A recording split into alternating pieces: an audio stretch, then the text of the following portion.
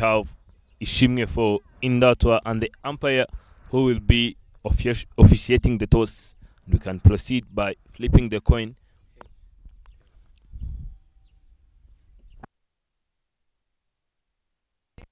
Head is the call and tail teaser.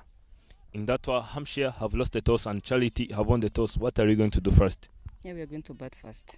Why batting first and the total score?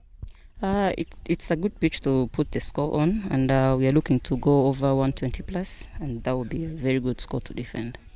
All the best, Captain. Thank you. Captain, get closer.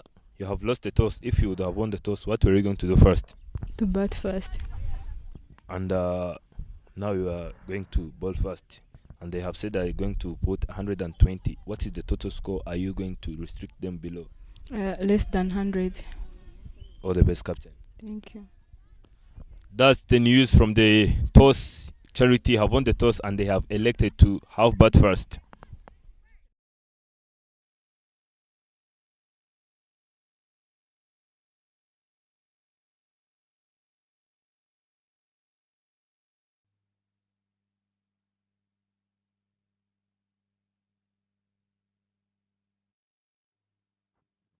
Morning once again. We are right back in the commentary box. It's a beautiful day. Sun is out, and it's Charity Cricket Club versus Indatwa Hampshire Cricket Club. Previously, Indatwa have secured their win, and Charity have lost to Sorwate. It was not a good day at all, but at least they have got their chance. They have got their game to come back stronger. At the toss, the captain have said that it's a good pitch to bat and to come and put some score, and they have said they're looking forward to post 120 plus. Here the team list. Charity Cricket Club, you can see wakati wa Mauro Chize Medina Jena Sonia Nakoze Flores West Sandrine Kamsuna Nif Nyandenman Pacific Shungaman Rosette Mringa Sonia Menyman Maridian and Ikuzwerina for in that Hampshire Cricket Club. We have Shimene the captain, WC5 Shimene Giselle Mahaweni Man Immaculate, Mkunde Marie Josepha Oftine Maridian, Mugwaneza Grace, Mutoni Chanceline, Iradukunda Mirisa, Twiza Cynthia. Last but not least is Uwera Sarah. Even though the captain of Charity Cricket Club have said that they are going to post 120 plus, the captain of Indatwa Hampshire Cricket Club, Shimge Henriette, have said that we won't let them go above 100.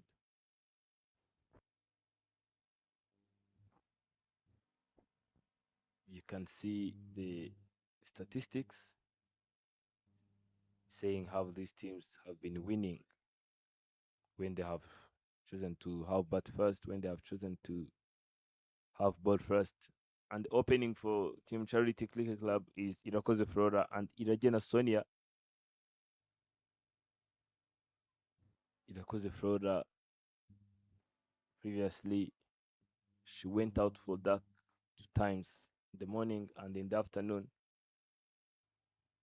She didn't manage to put some contribution on the board for Team Charity. And this is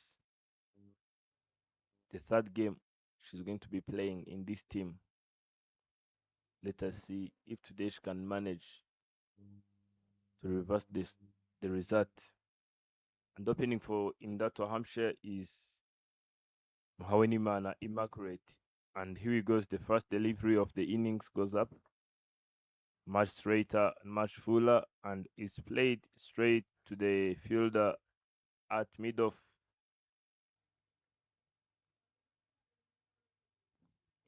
Here they would need to play calculatively, because previously we have seen that Charity have struggled a lot to put score on the board.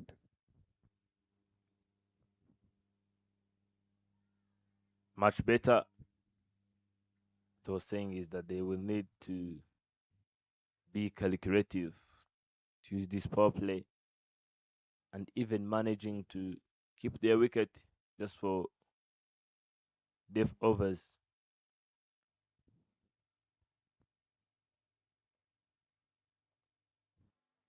That delivery. Play to mid wicket, run out chains, and no is the call from non-striking end. I mean, from striking end, much better. You can see that Flora is still in surviving mode. Previously, she went out for dark 2 times when they were playing against Sorwate. Let us see what happens right here.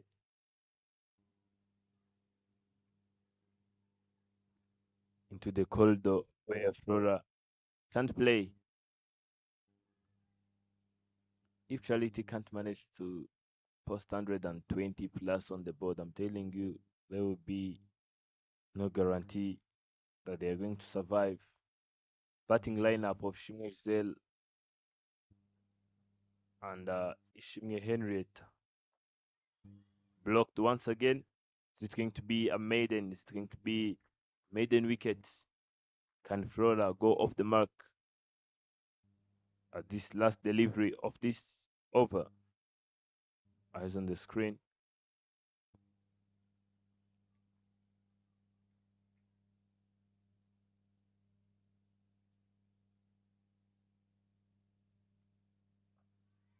Much better. Yes, is the call. And the single it is. Mohaweni Mane Margaret was very, very, very close to put up a maiden on the board. She didn't manage to do that, and that's the end of the very first over. And Irakoze Flora is off the mark just for a single, and she will be at the other end to face the next over. You can see the leaderboard. That's why I'm leading by by 5 points. They have played 3 games and they have won 2. And Gahanga Queens, they are the second. And here in the commentary box, I will not be alone. So I'm going to welcome Mr. Atlet Diesel. Good morning. Yeah, lovely morning, Mr. Enoch. Hope you're doing well. As usual. Good. Good to hear that you're doing well this Saturday, the day 3 of the RCA Women's T20 Cup.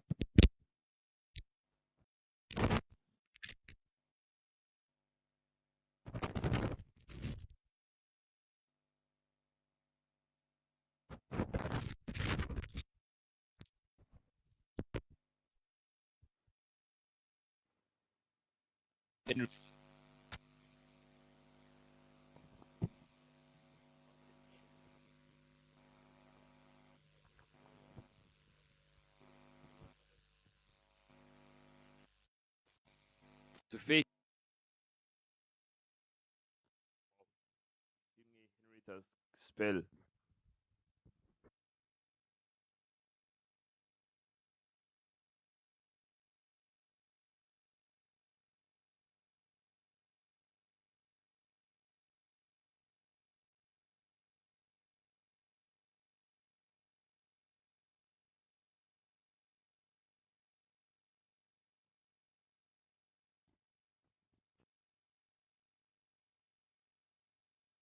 Much straighter this time on the money, and Timbers have been uprooted, and Irajena Sonia will have to depart. Look at the way she is walking out in a disbelief, not believing that it happened.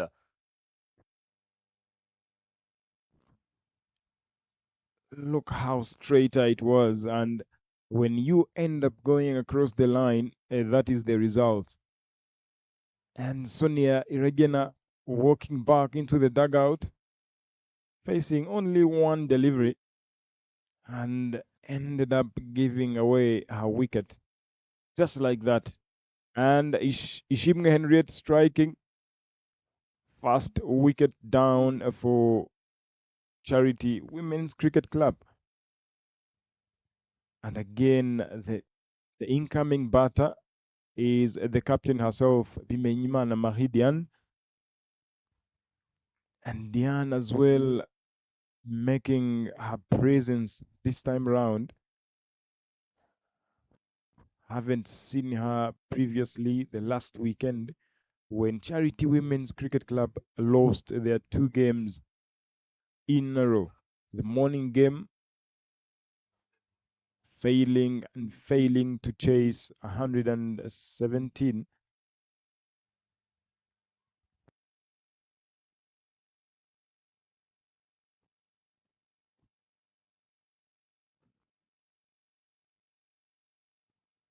And Charity only managed to post only 19 all out in that particular encounter last weekend. And Diane, the captain, wasn't available. She didn't make it for the game, of which I think it costed them a lot because her contributions are massive. And she's been there, she's the captain. And again, captaining the national side again, that gives you a hint on what she can offer to the team as an individual. And Nishimwe, 3 dot balls in a row, including that wicket of Irajena Sonia, with 2 more deliveries to complete her first over and the second of the inning. And hopefully this time around, Flora will have to try something out. Flora will be able to contribute with the bat alongside the captain as well.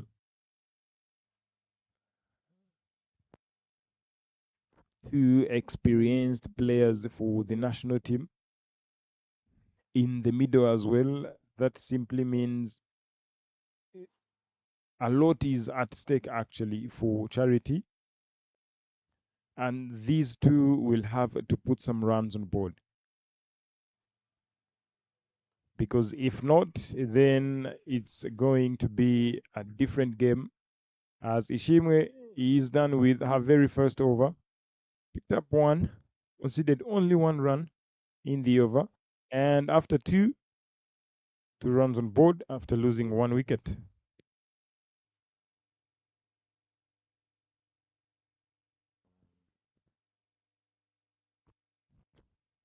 Failing to chase 119 that Gahanga Queens had posted, and Charity in response 19 all out in only 10.2 overs, and in the afternoon game failed to chase again 81. Up in the air, but this time around Flora survives, just dropped short in front of Muhawe, the bowler herself. And in response, Charity failed to chase 81 that Sorwathe Women's had posted by then, ended up losing by 2 runs, of which was very, very possible because that's up in there. This should be taken comfortably, and Lillian in the covers takes the catch. And another one bites the dust for Charity Women's Cricket Club. And Flora, after facing 9 deliveries, scoring only 2 runs, tried to go after Muhawe, going for a flick, an outside edge, not a healthy one because that goes in the air. Look at that. Flicked, going a bit across the line, and gave that catch to Lillian, who didn't hesitate at all. And wicket number 2 for India to Hampshire. Flora walking back. It's always like that. No one will ever want to make that walk back into the dugout.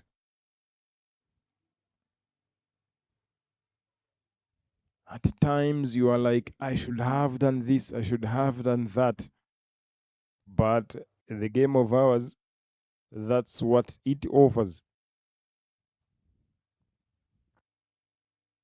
And Isabayo Sandrine, the incoming batter, joining the captain, and Muhawini Mana making sure that nothing goes away. And third delivery coming, beautifully bowled, and Sandrine survives on this one.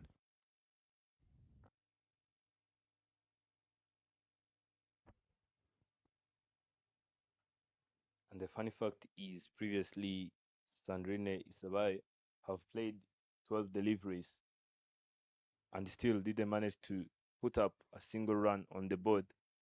Diane coming to the striking end without even calling, saying that latest run. I was talking about the previous game. Soroti have posted 81 after the loss of 9, and Charity have failed to chase by putting 79. They just fall back by they fall short for 2 runs. And the interesting thing in Charity Cricket Club, 5 batters went for a duck without putting a single run. So it's all about small little details. If those 5 batters could have even added 5 runs on the board, it would have been a different story. But due to failure of a wide it is, and no is the call from non-striker, Minimana Dianhoff played 4 deliveries and still without going off the mark, even for a single. I was talking about the Ducks witnessed in the previous game. 5 players of Charity went out even without scoring a single run. Played straight on the ground, and jersey number 11 is always in there to save the day for Team Indatra.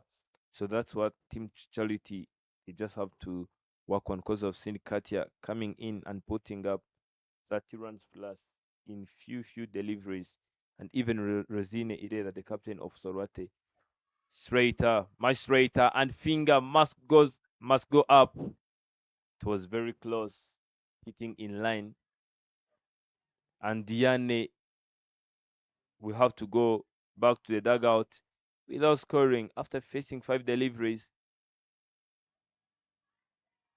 Look at that. Very close. And Charity loses their start. Is the history going to repeat itself, Mr. Delay? Because previously they have lost 5 batters without scoring. And look at now. Roller have gone after playing a lot of deliveries but just scored 2 runs. Even Irajena Sonia went out without scoring. Even Menyimana Diane went out without scoring. What's going to be the total score? Do you see 120, they have said, at the toss, coming up at the board? It's a tough one. It's I mean, it will not be easy for Charity as they lose their captain, because I was looking at the captain playing, stacking into the creases for so long, and when she stays in there, runs come later on. This time round, I think losing their captain, that's a big blow, I might say, because I was hoping that her comeback will make a difference on today's game. And it goes up in there. There should be a catch, and it is put down. It is put down by Cynthia Tuizere right there at extra cover region. And this was the easiest of the catches. Good awareness, knowing that it's going over herself. But again, the judgment wasn't right to allow her to swallow that one. And all the efforts went in vain, just like that. And Shimwe, the captain, will not be happy for that. And Katia Wamahoro comes in after losing the captain.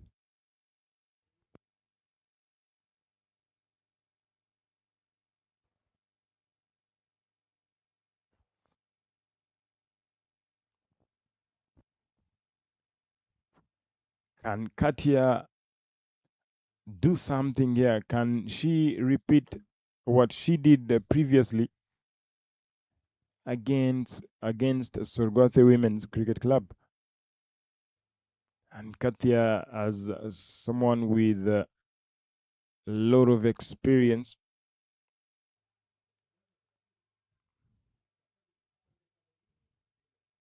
And Shimwe coming up. Slower delivery and wide-ish to allow the scoreboard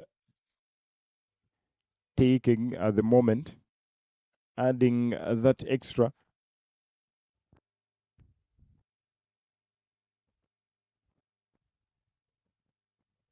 And it's always very tough as a captain, knowing that you also didn't contribute anything at all.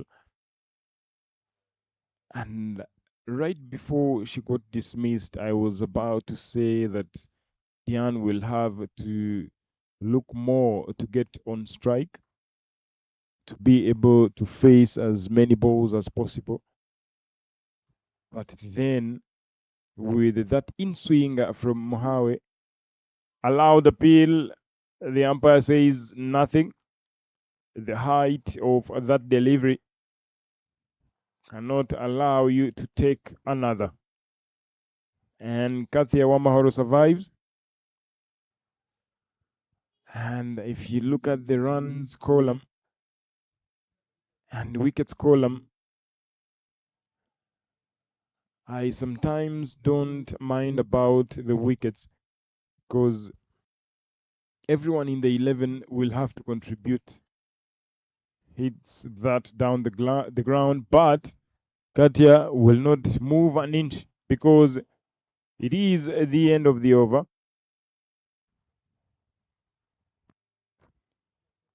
And sometimes the wickets column, everyone might come in and give you some runs on board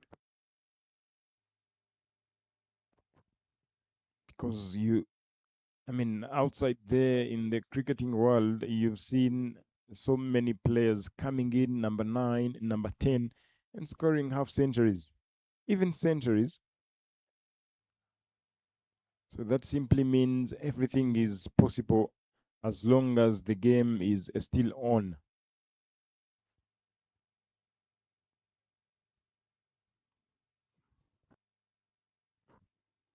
And after 4 overs, 6 for 3, hits that one down the ground, finds Giselle at mid-off, a favorite fielding position. And are we going to see the lowest power play in the tournament so far? And Isabayo Sandrine is making her mark. She's there to stay, looking at those forward defensive shots. The projected score reads 28.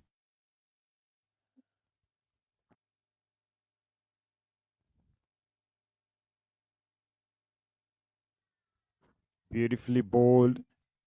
And Mohawe keeps asking questions to the stumps. Putting stumps in play again will give you a slight chance of making it as a bowler. And that shows the consistency part of it. And again, beautifully bowled. Again, same ball, same results. 4 dot balls in a row. And when you are right there at this moment, you've got to bowl the next 2 balls right in the same area. Because, like it says, after every average of 3 balls after that, there is a wicket. And at some point, the batter is like, I need to get some runs. I need to get off strike. But again, the bowler, you've got to bowl even tight lines as you close off the over. Let's see how decides to close off the over with a dot, with a wicket, with a run, and of course with a dot ball. And to end over number 5, the score reads 6 for 3.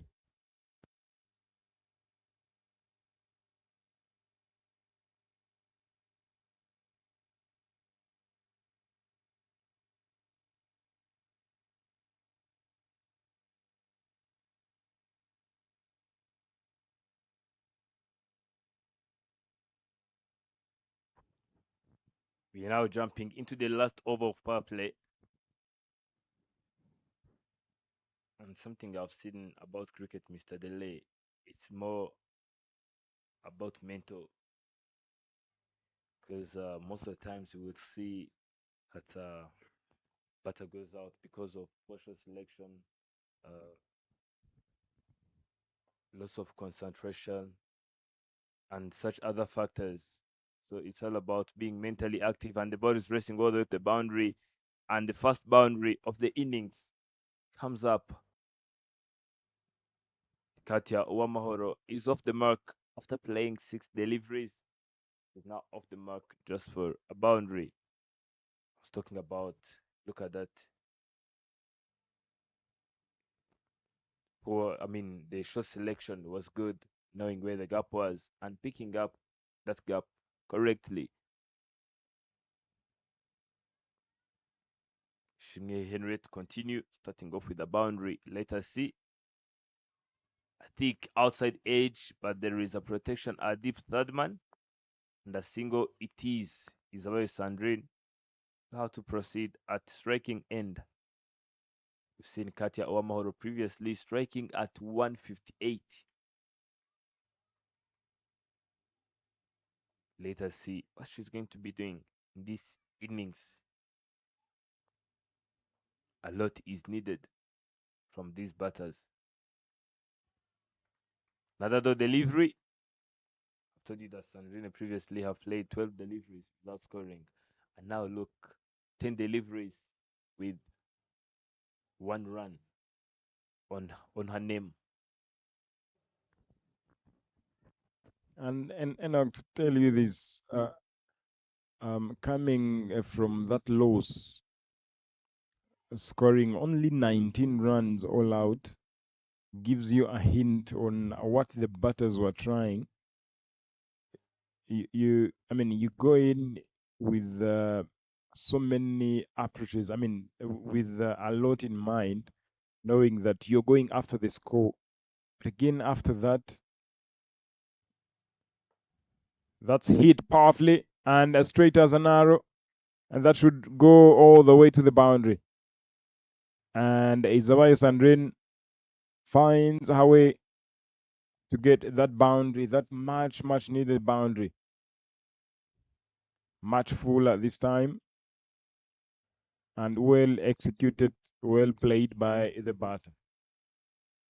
So when now you try and go after the score, if 2 or 3 batters are gone, and now what is the approach going forward?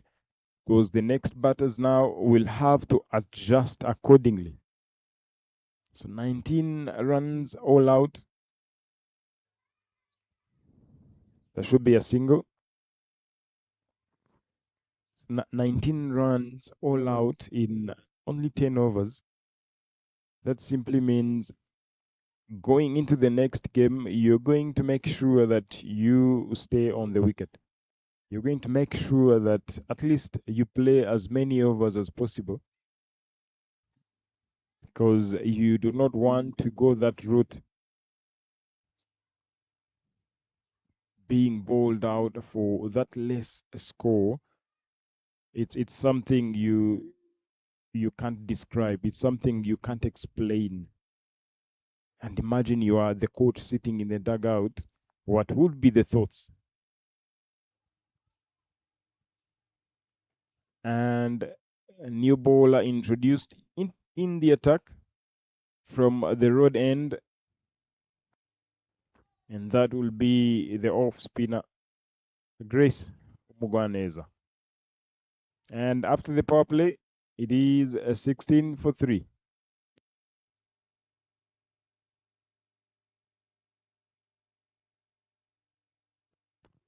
First delivery up,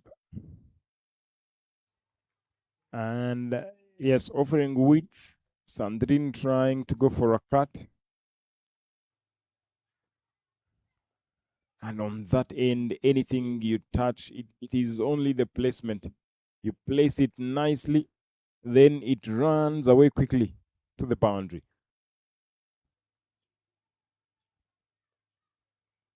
And again, such a good end to introduce off spin. Pulls her, cleans her out, and an inside edge that was offering width, but again, it is off spin. You definitely expect the turn, and Isawai Sandrin gets beaten. It is 16 for 4 after 6.3. Mugwaneza Grace starting off with a wicket.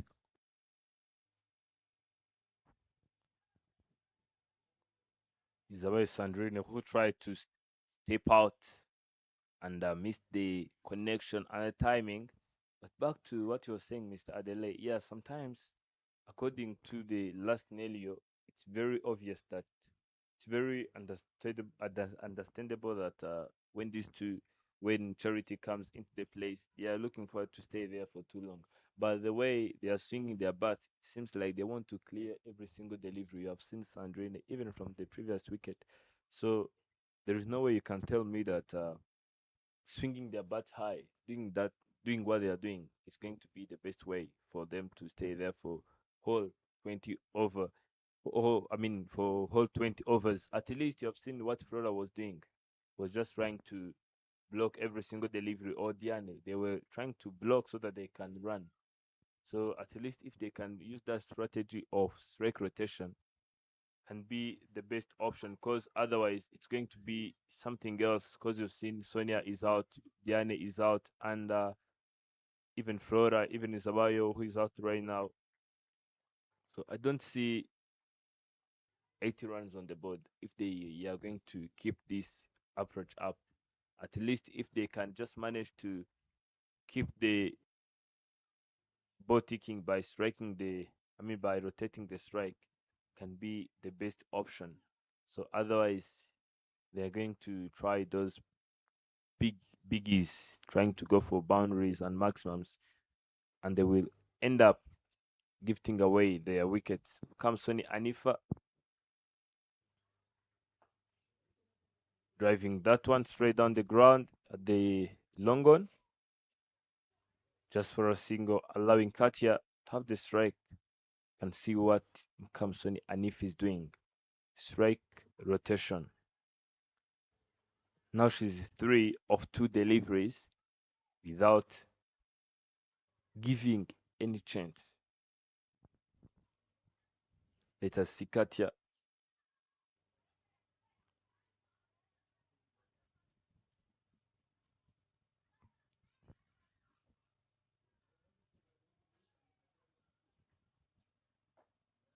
Go straight down the ground, but not enough power behind that shot. And that's the end of over number 7, 19 on the board after the loss of 4. Kat is 5 of 8. And Kamson Anif is 3 of 2 deliveries. The current run rate is 2 runs per over, close to 3. And Shimeshzel is leading by 153 runs in 3 innings. And the highest score is 80 runs, averaging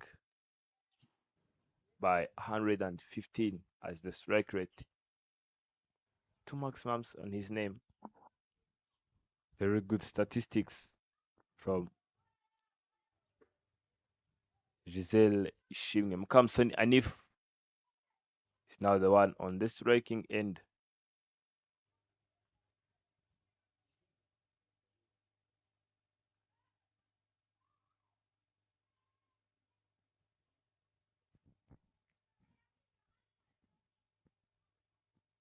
Tossed up and not well punished.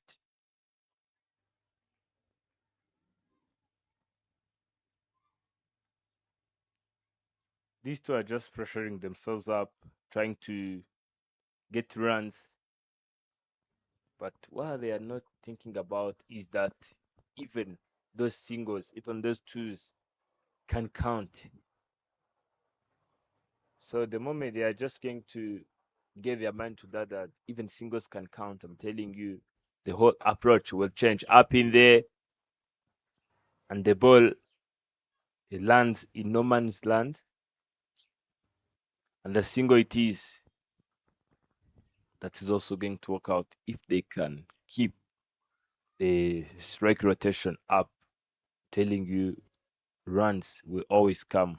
Because one of the two will find himself changing gears, and that is what's going to count the most for Team Charity Cricket Club.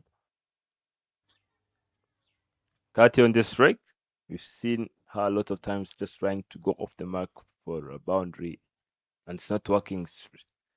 Playing that one to the deep extra covers, and another single comes into the place. Now you can see that the runs are going up. The score is moving up. Instead of trying to hold the strike alone and ends up giving it away up in there, is it going to be taken? The chase is on, and another boundary comes into the place. A very good over for Team Charity Cricket Club. Look, now they have got 2 singles and they got this boundary, which makes it to 6 runs in this over. That's what they really need to do all day long. Playing loose deliveries and respecting good balls. 5 runs on the board. After the loss of 4, Mr. Dele, what I was saying is that there is no need of trying to hold the strike alone. Even those singles, those twos can count the most.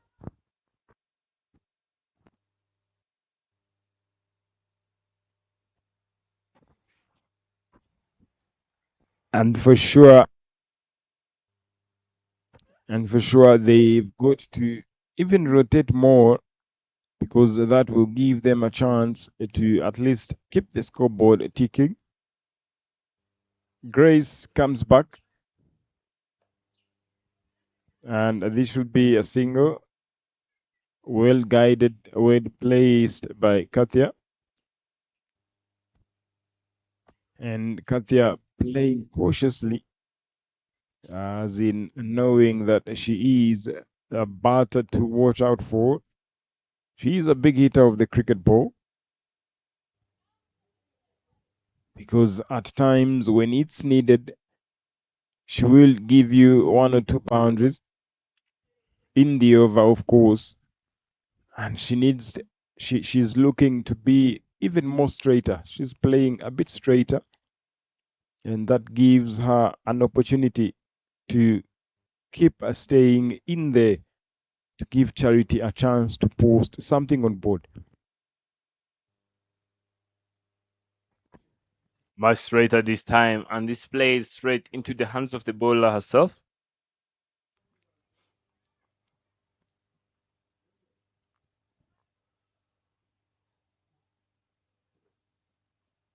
Swing and miss. Here you can see that the pressure is mounting up for Team Charity, and there is no need of this. 26, yeah, wickets have been picked, and even overs have been played without scoring. But look, the way these bowlers from Indatwa Cricket Club they are playing, you just have to be very, very, very cautious and attentive to every single delivery. A loose ball goes, and a very good delivery have to be respected. Look at that, very few inches from hitting the off stump. If Mukamsoni Anif can't pay close attention to this, I'm telling you, it's going to be a different story.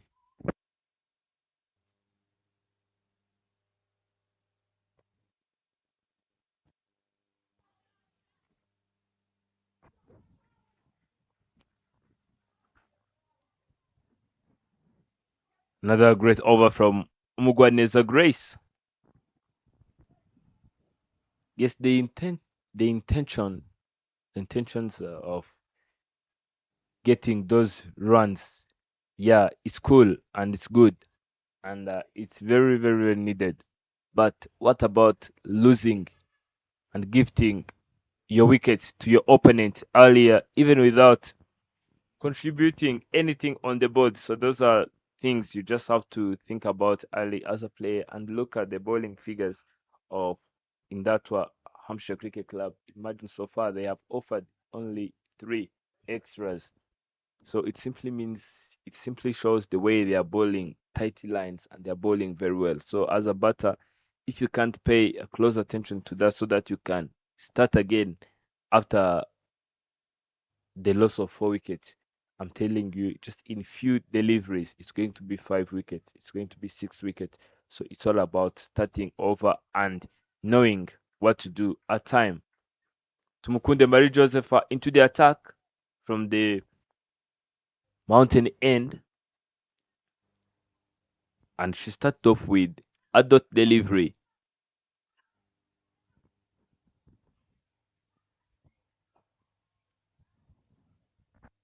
And that is hit into the deep, finding Giselle right there, who does the fielding.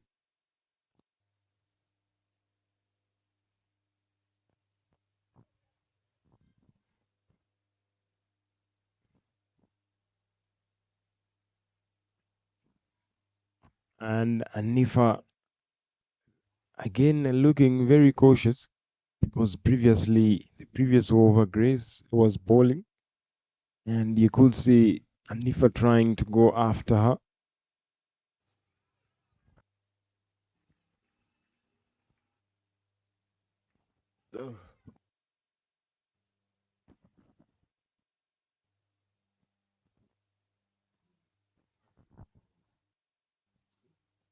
The last step. That's hit powerfully up in the air, trying to clear the drop, but finds nothing, just a single. And Giselle runs across to the fielding in the deep.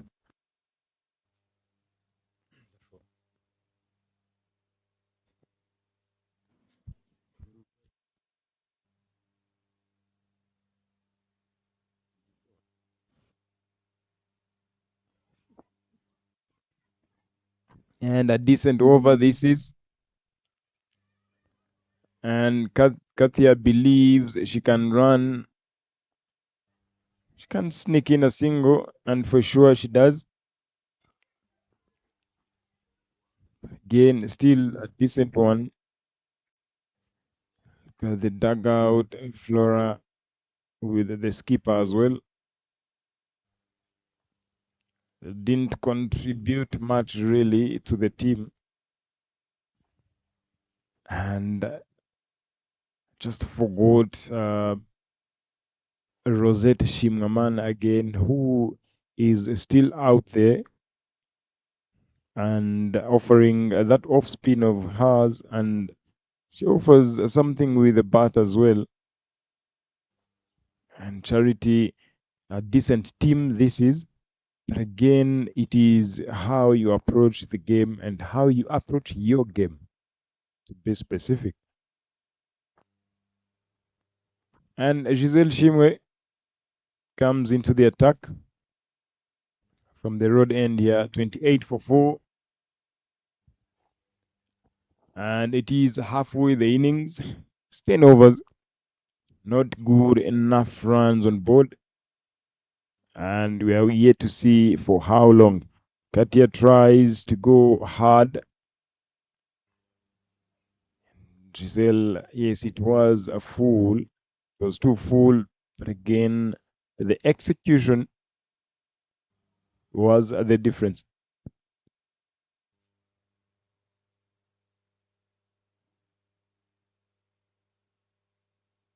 And hits that one into the third man region, a short third, and gave it a dive. And in that region, as we said, if you do not place it correctly, you get nothing but the right placement. Beautifully bowled, back of a length, just a bit of on the fourth stump, and allowed herself to get a dot ball.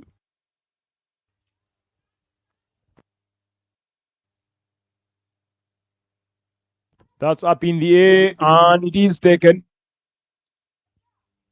Exactly where Katia played, trying to sneak in a boundary.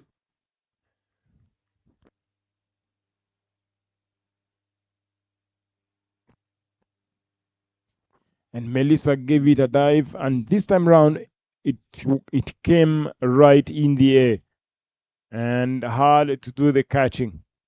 It was an outside edge, and she takes that catch comfortably. And after 10.4 overs, Charity lose another. Anifa goes scoring only 9 runs off 16 deliveries and a 34-5. And on the other ground, Gahanga Queens cruising for sure. Gahanga Queens playing against Indatwa Maidens. Gahanga Queens winning the toss and no hesitation, batting fast. Now on 85 for 2 after 11. That shows you, that gives you a hint on where they might end up to.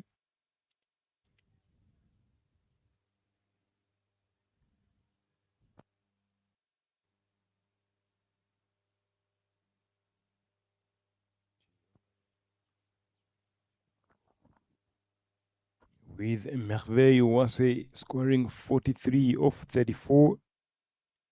Again, Jose Clarice 22 off 21. Yet to see how this ends. And Rosette immediately gets off the mark with a double.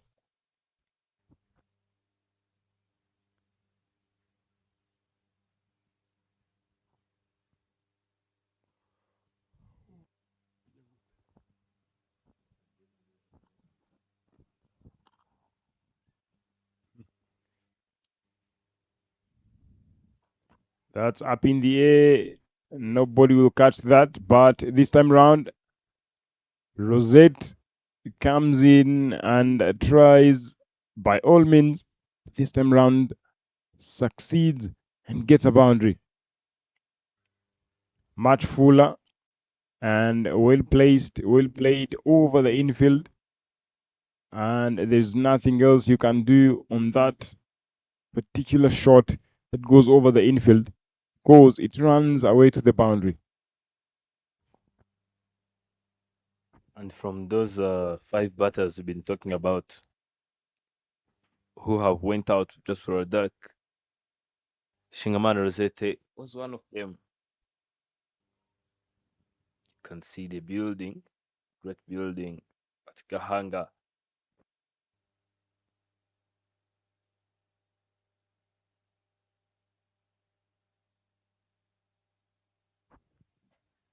Katia driving that one straight into the hands of the fielder covers.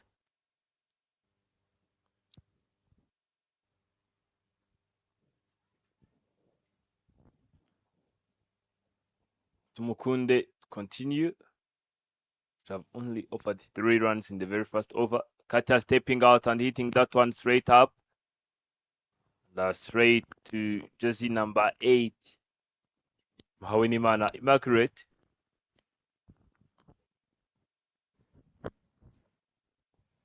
What I've been liking about Katia, she's not very well known for doing this. You have been saying it before. She likes to strike a ball. She likes to hit the ball hard. But at this stage of the game, at this phase of the game, she have seen that it's not working. And at least she's managing to rotate the strike so that those singles, those twos can come into the place. This Rosetta once again is off the strike for a single. And yes, Katia is a good striker of the ball.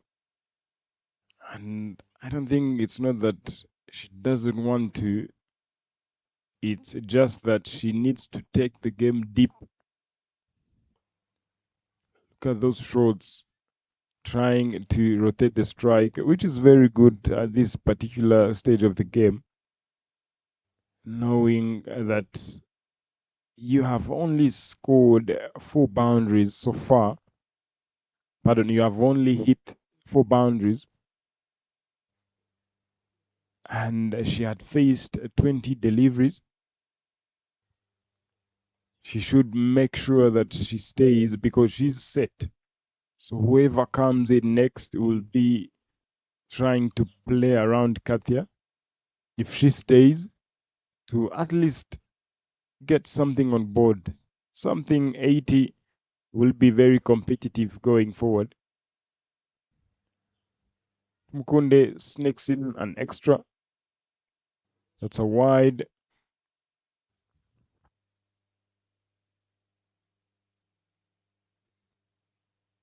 With two more deliveries to complete over number 12. Goes up in the air. They should be taken. And Mohawini Mana Immaculate takes that one. It is Shimngamana Rosette who was trying to play over the infield, over mid-off. Try and get twos or a boundary, but perishes. Easiest of the catches that was. And Mohawe takes that one comfortably. And Charity Women's Cricket Club lose their 6th wicket. 40 for 5 in 11. Pardon, it is in 12 overs.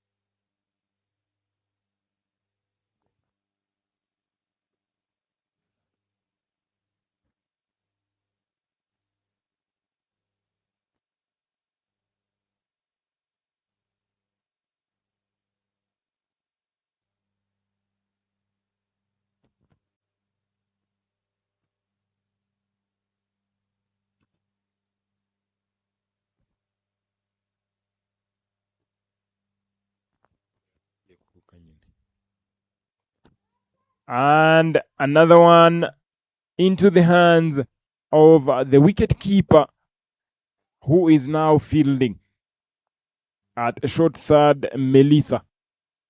And guess who is gone? Katia Wamahoro, the set batter. And Giselle Shimwe, well set, well bowled, right outside off stump to allow Katia to free her arms to actually try and play on the offside, and ends up into the hands of Melissa Iradukunda. 12 of 20 deliveries, and Charity lose their 7th wicket. 40 for 7. It is over number 12.1. There is a long way to go for Charity Women's. There is a long way for sure. How well can they give themselves a chance? And another decent batter, Ikuzgarina, comes in. But again, bringing in Arena this late again. She's a youngster. Not sure if she can contribute a lot that will give Charity a fighting score. But she is that batter. She can hit the ball as well. But it is right, straight, and starts off with a boundary. Such a lovely shot from a youngster, Ikuzgarina. As I was saying, look at that, much fuller, kept the shape, and Giselle Shimwe would have stopped that because it ran all the way to the boundary.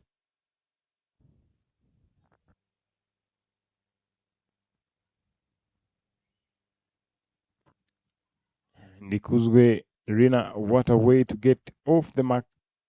For how long now can she do that? That's the question.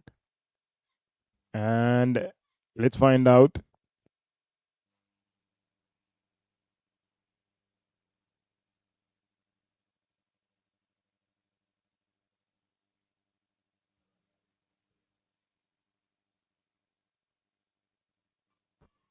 An appeal and the finger is up.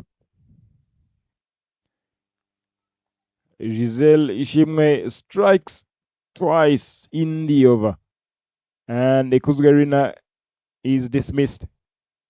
Wicket number 8 goes down as she walks her way back into the dugout.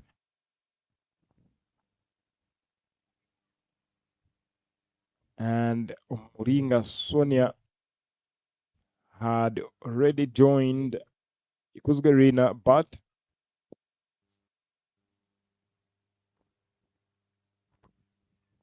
Wera Sarah takes the catch right behind the stumps. And Shimir Ekuzgarina goes 4 runs off 3 deliveries. And 44 for 8 after 12.4 overs.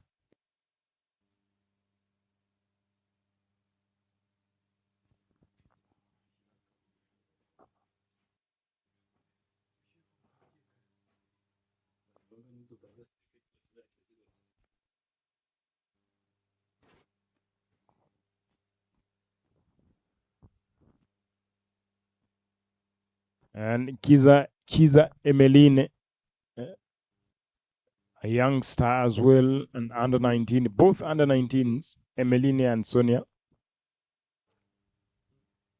Now Giselle Shimwe.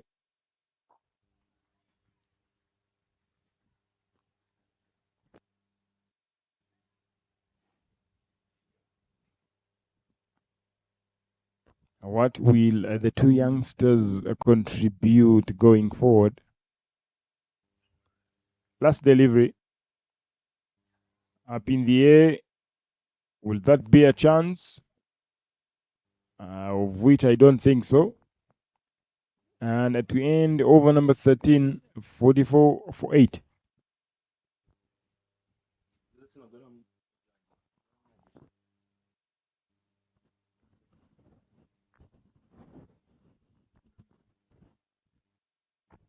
Here you can see the partnerships and nothing to talk about. So this one of the Western Rain and the Katia Mahoro, and that one of Samson and If. Katia Mahoro 12 of 21, the Western Rain. And Katia and 14, Samson and If with Katia Uamahoro.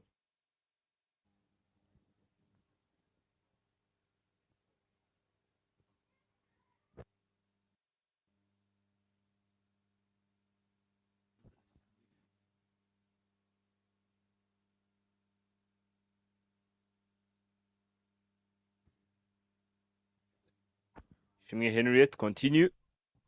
Straighter. It was much straighter on the stumps. Unfortunately, Moringa Sonia is off the mark for a single.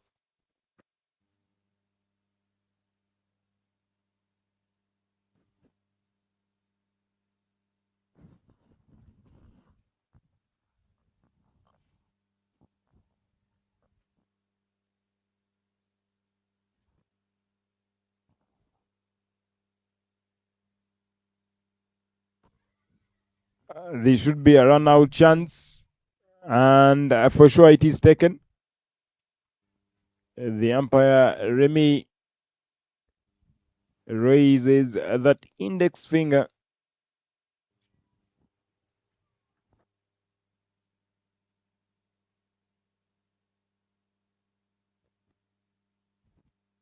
The awareness of sliding that part to at least try and complete the run.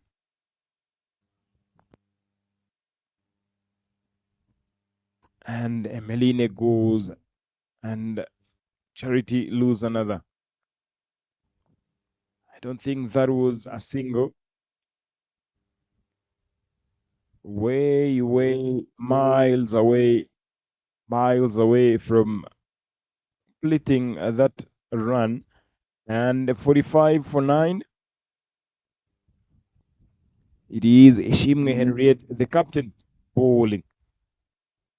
Can she finish things off right now, right here?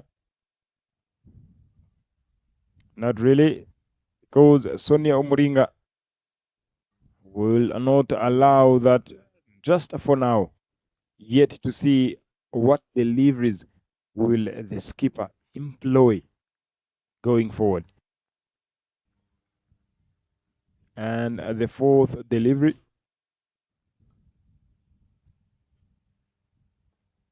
And that ball it will be. And Nyirandorimana Pacific again joining Sonia. For how long now will Sonia be playing defensive? How well can the two contribute?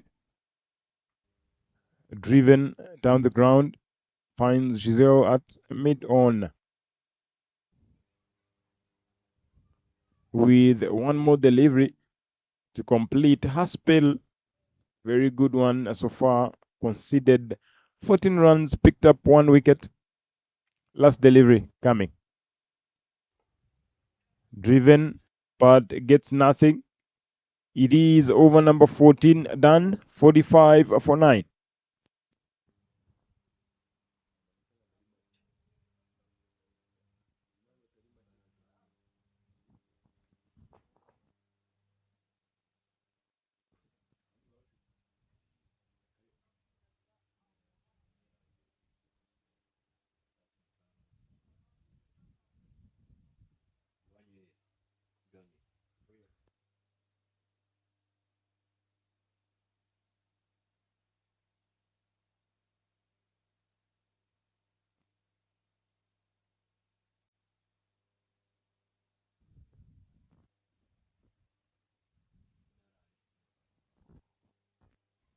Some buildings here, Gahanga Center, where there is Simba Supermarket.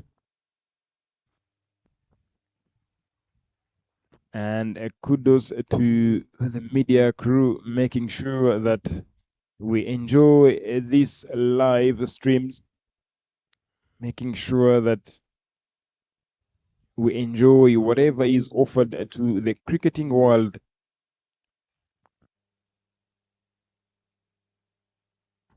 And Shimwe Giselle comes in to bowl her third. It is now Nyirandorimana Pacific on strike. This is where, as a skipper, you employ your premier bowlers, your best bowlers, to come and finish things off. And of course, this might be the right time for Mohawe to pick up another. Cleanser, and the timbers are scattered. It is Nyirandorimana Pacific who bites the dust. And it is a 45 all out in 14.4 overs.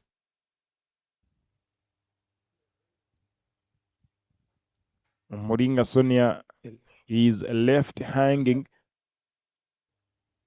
but that will be it for Charity. Only 45. That's what they managed to put on board. Just bowls that one straight. Nyirandorimana Pacific moves away, exposed her stumps, and boom. New Hampshire will need 46 runs to win in their whole allotted 20 overs. And of course, we'll be back shortly after the run chase. But again, as you also enjoy the first innings highlights,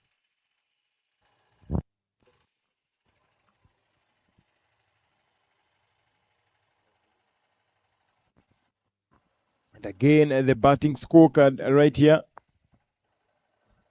Katia Wamahoro with 12 runs in 20 balls with 1 boundary on her name. Isawayo Sandrine again pushed 6 of 16 with 1 boundary on her name. Anifa 9 of 16. Rosette with 7 of 5 deliveries. with the partnerships that of Anifa and Kathia of 14 in 25 deliveries was the highest so far, and Sandrine with Katia again 12 of 21 deliveries. So Katia had stayed there for so long with 4 extras bowled. The bowling scorecard: Immaculate Muhawinimana with 2 wickets, Shimni Henriette, Mugwaneza Grace, and Marie Josepha 1 wicket apiece. But the peak of the day is Giselle, who picked 4 wickets, conceded 11 runs in 2.4 overs with an economy of 4.12. And a very good economy by Mohawe with an economy of 0.6, conceded only 2 runs in her 3 overs. Very, very good bowling, good lines. And they only managed to put up a 45,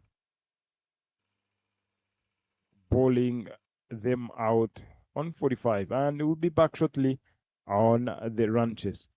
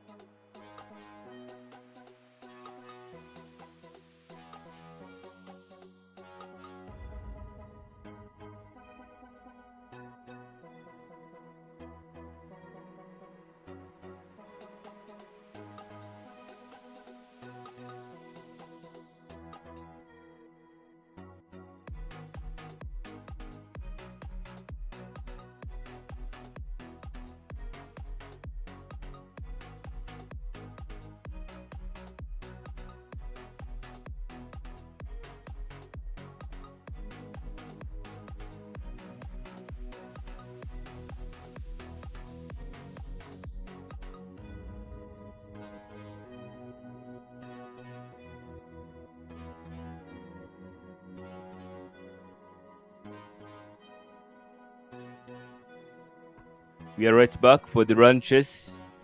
In that Hampshire, they're in need of 46 runs in 120 deliveries. Charity have set 45 runs just in 14.4 overs.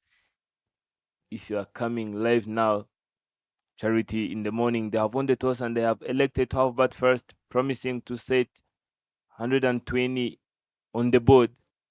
And unfortunately, they didn't manage to set that huge total on the board. They have only set 45 after the loss of 10,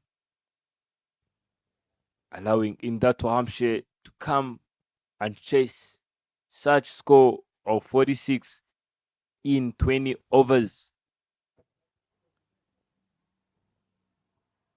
Giselle Ishimwe on the strike for team Ndatwa Hampshire Cricket Club, and Ofitinema Lillian on the non-striking end. Dumuringa Sonia will be opening for team Charity Cricket Club.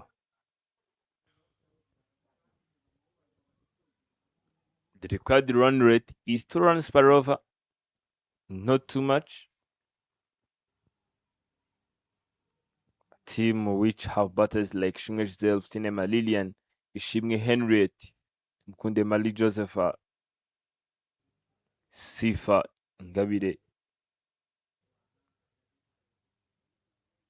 and other players. Telling you in that have got a lot of players. Then later see how much is it going to take Team Charity to clear Obatas all. How much is it going to take in that Hampshire Cricket Club to chase this score? Here we goes. First delivery. Well, a pitch of delivery from Moringa Sonia.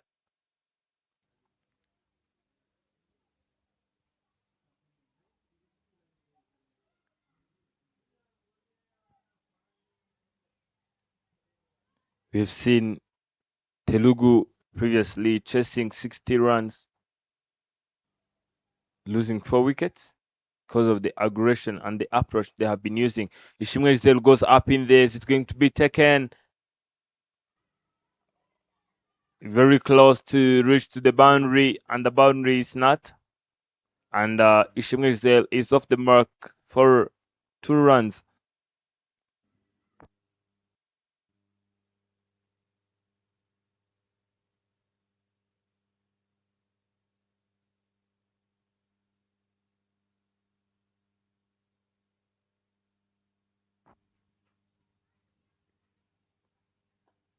Played up in the back-to-back Ayerio Road shot, and I think it's a maximum. Yes, maximum comes into place. We've seen that Giselle is the leader when it comes to those who have got maximums on their names, and even she is the top run scorer with 153 just in 3 innings. Mr. Adelaide, when you are playing against batters like Giselle, who is averaging 51 in 3 innings you have played, you just have to be cautious to every single delivery, because every single delivery is not a delivery, it's an event.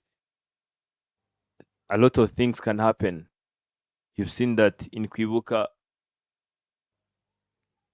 I think it was in 2023, if not 2024, Giselle hitting 2 maximums, and they have caused, while a direct hit from the fielder at mid on. I was talking about the previous Kwibuka we have won, when Ishimwe Giselle have hit 2 maximums on the finals, and they have changed the whole game. So every single delivery when it comes to Giselle is an event. That's why I have to be very cautious and attentive to every single line and the length you bowl when it comes to that girl.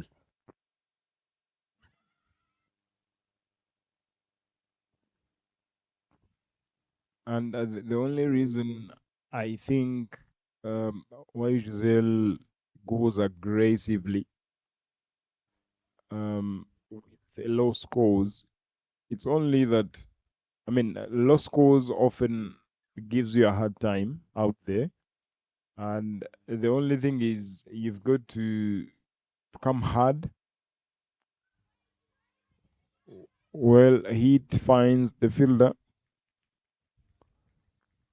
so low scores always gives you a hard time. So it's basically you've got to go after that score big time, not forgetting that you've got to I mean, you've got to keep doing the right things at the right time again, but you've got to be a bit more aggressive when you are chasing lower scores. And with the weather trying to change here at Gahanga, even drizzles coming down, the heavens are trying to open, but and I don't know why it's always when in that Hampshire are playing, because this should be the third game now. Look at those skyscrapers. The first over goes for 9, the biggest, again the only one they've played so far. If if if it rains, it will be the third game. Actually, all of their games, all the games that they've played, it has rained, and hopefully this time round it doesn't affect them that much, because they've got one game that was abandoned because of rain. Very, very well rain in the middle. It's just a drop and run. Again, the fielders are too deep on the circle, of which I feel they need to get inside, get closer, and try and be able to stop those singles, because singles will be doing good for them. Aged, a healthy outside edge, gets another single. And Hampshire are doing very well so far. Giselle on 10 of 5 deliveries. She had actually scored all the runs. And the skipper bowling from the road end to Giselle Ishime. And well ran again. Something very good that they are doing. You could see the skipper again trying to tell the fielders, please get in, get in. Because you've got nothing to defend, to be specific. Because scoring 45, team needing 46 to win, goes down on one knee, will get a single again. The captain will not be happy. 4 singles in a row. Defending 45, it's not something that you'll be proud of. And if you look at even point fielder is too deep, extra cover too deep, covers again. You've got to put pressure on the batters. Oh, good lord. And another one. Skipper again pointing that you get in just 10 yards from the strip. And of course, when you get in way closer, you're putting pressure on the batters, because they will be now trying to play over the infield, thus giving chances. Lillian goes across the line, but survives on that one, and dot ball it will be. 5 runs in the over, and after 2 overs, it is 14 for no. 32 more runs needed from 18 overs. That is 108 balls. You could see Coach Leonard Namburo again getting up on Ground B towards some cricket.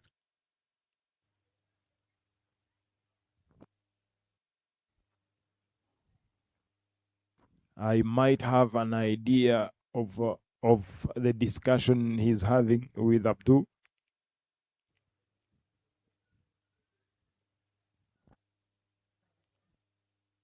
Because if you look at how Charity Cricket Club played, how they batted, it is really, really below their standards. Because it is a team that has lots of trophies, lots of T20 trophies, T10 trophies in Rwanda Women Premier League. So definitely you would expect a lot from them. But with how they've gone about the tournament so far in their 3 encounters, it is below their standards. Anifa Mukamsoni into the attack from the mount end. Short pitched and hits that one back. Finds Sonia in the deep, who does the fielding. And that brings Lillian on strike. Lilian looking very, very comfortable and very composed are the two batters, trying to tap on that one to get into the third man region, but it gets nothing. It is Hanifa, after 3 deliveries, considered only a single. And of course, in that Hampshire, not in a rush whatsoever,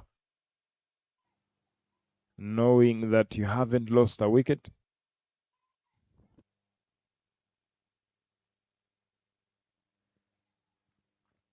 Knowing that you haven't lost a wicket so far.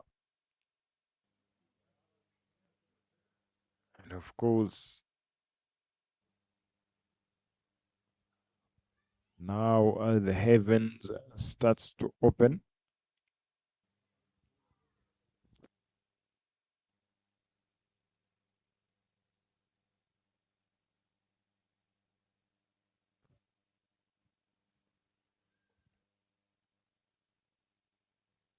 Nicely played, well guided, and they'll get a couple. Not really, because Giselle is making her way back,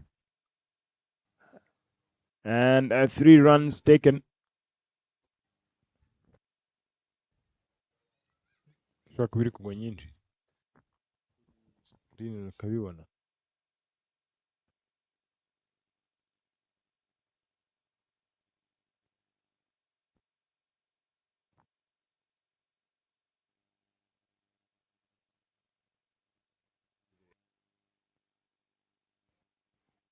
And hopefully Ishimwe, Giselle, and the team will not suffer again. And what a lovely shot that was. That will be a boundary. Oh, not really. Not really sure what happened here. Because the umpire is calling dead ball.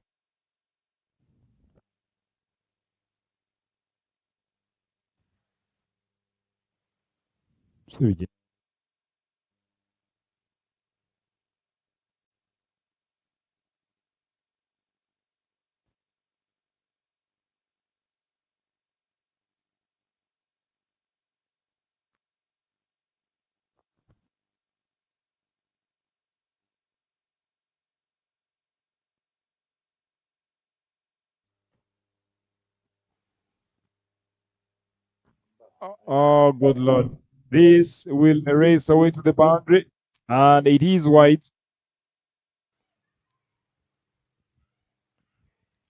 The previous delivery that umpire called a dead ball, it was hit for a boundary. And this time round, same results. It is a boundary, but now from extras. 5 wide from Anifa. And the keeper can only do so much watching that ball going all the way to the boundary. 23 more runs needed. The required run rate is only one run.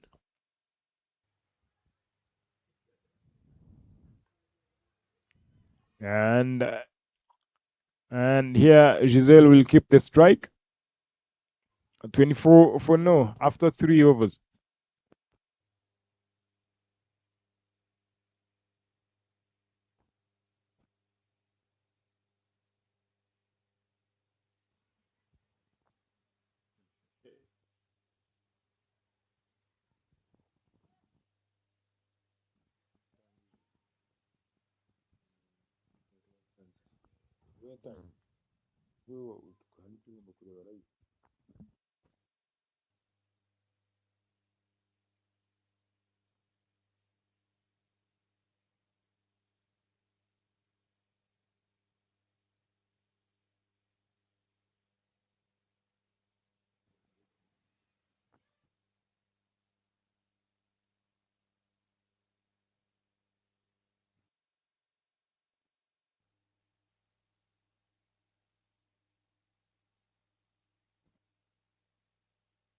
And the skipper comes back to bowl her second. Now Katia has got the trick right, moving in with the bowler, making sure nothing goes away.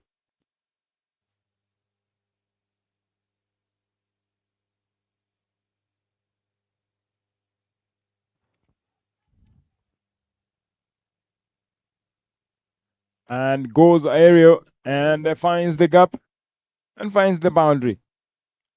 And Giselle in a rush for sure. She wants to finish things off in style because here she gets another boundary. Look at that. Well weighted and in the vacant region.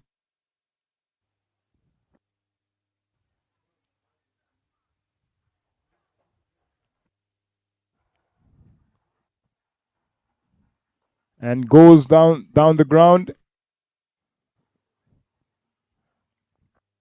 The fielder at mid wicket, Sandrine Isabayo, gives away that single, of which I feel at some point that was going to be a run out chance. The skipper not really happy this morning.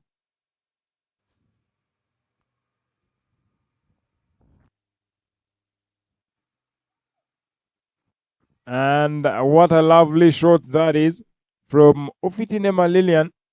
Goes down on one knee and deposits that one into the boundary.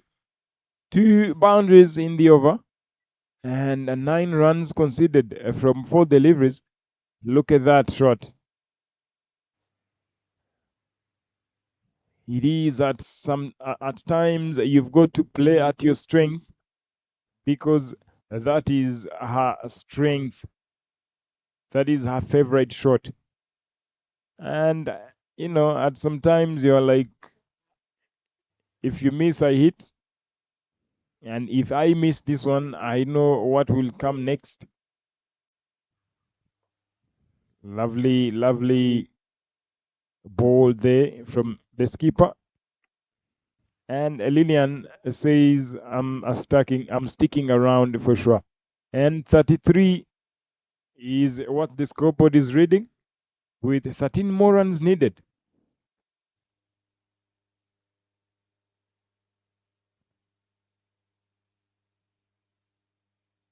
Lovely driven. And an overthrow. The skipper is standing right there. I'm not sure what really happened. That was going to be just a dot ball. And 34 runs for no loss after 4 overs.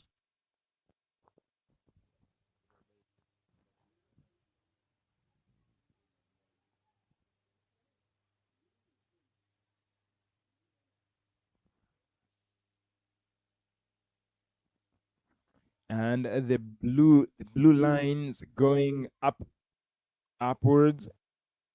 If you look at when Charity were batting, losing wickets in clusters, and so far in that Hampshire, cruising to cross the line with a victory.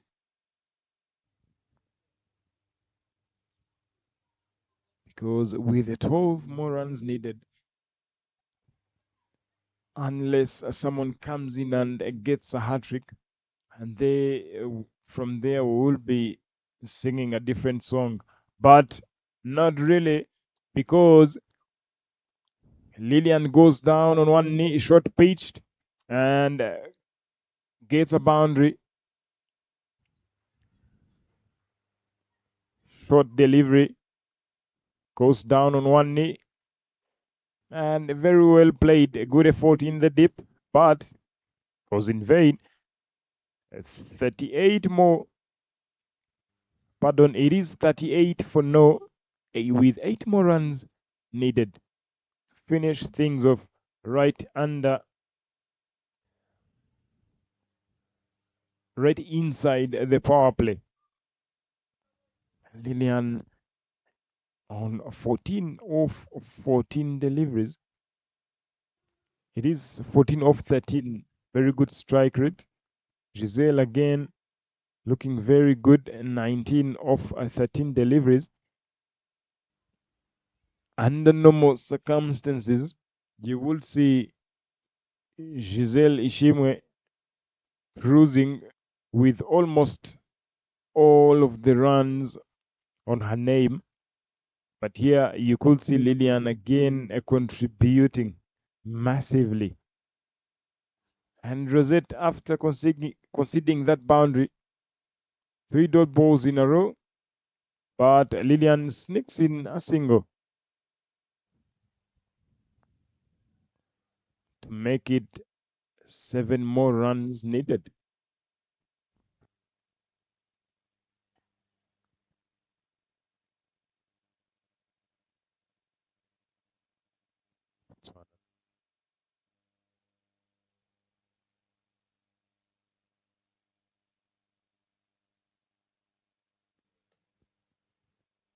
And this will be another single to complete over number 5. 40 for no after 5. And from here, even if it rains in Natwa, Hampshire, are very happy for what they've done so far.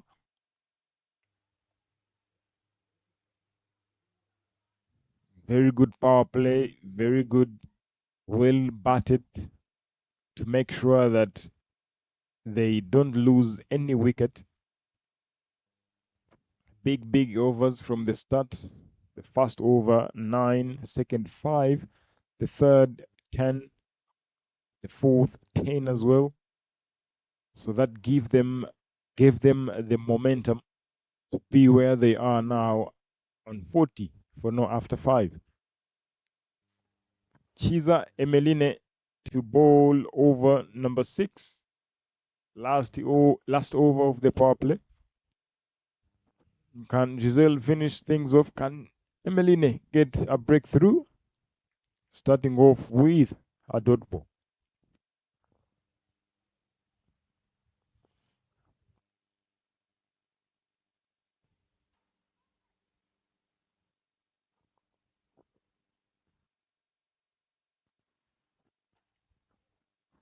That is muscled down the ground. Finds Diane, the captain, in the dip. Oh, good lord. Again, the skipper not so happy for what the team has done so far. Missing out on such an opportunity to get a breakthrough. They get a double, but not a convincing one. Because Lillian was about to get run out.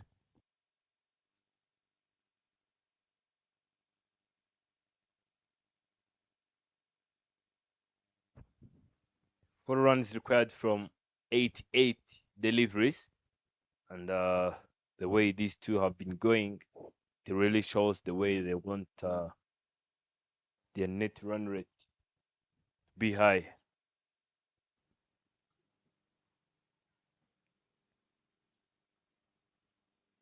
Shimgesh who is on 20 of 15, have been now given a chance of a free hit.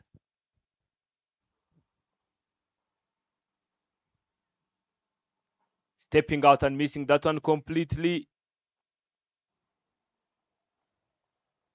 And dot tees.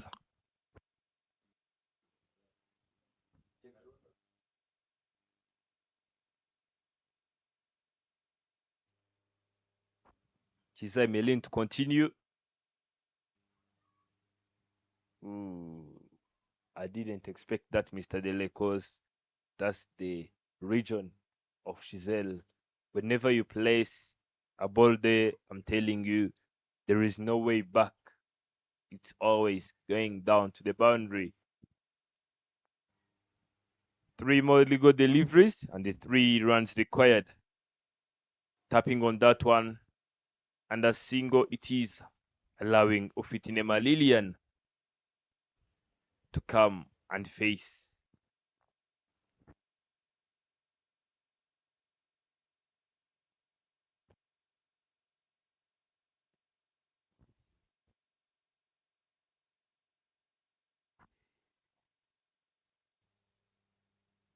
Fuller this time.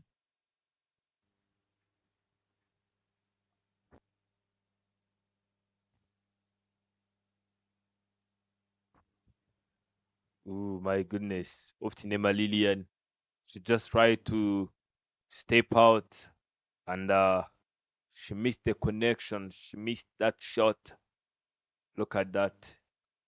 And she thought that she was in the line. You can see it on the screen.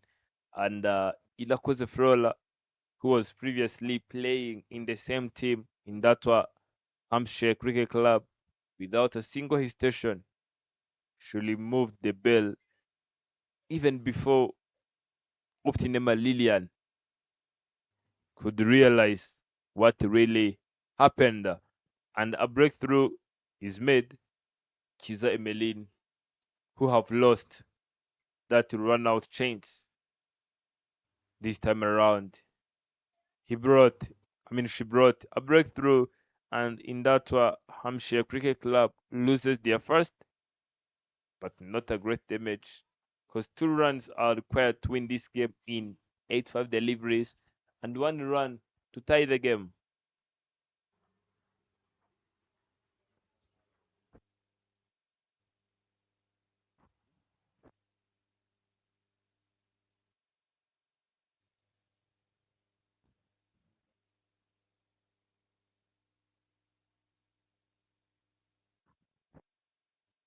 Whereas Sarah playing that one straight to the hands of Katya, and that's the end of power play. 44 runs on the board after the loss of 1. Oh, the funny fact is that the required run rate is in zeros. Have you seen that? And for sure it is, because at 2 runs, mathematically, there's no way you can say that in that one are not winning this one, because this should be their game by all means. Whether it rains, whether it doesn't, it is in that one taking this one. And they will be now leading. They will be leading the table standings, and this should be it, because that was too wide,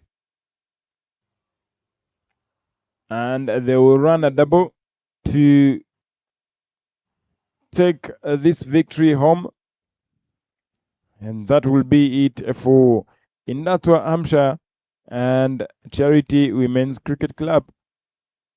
Indatwa Hampshire winning the game massively by 9 wickets.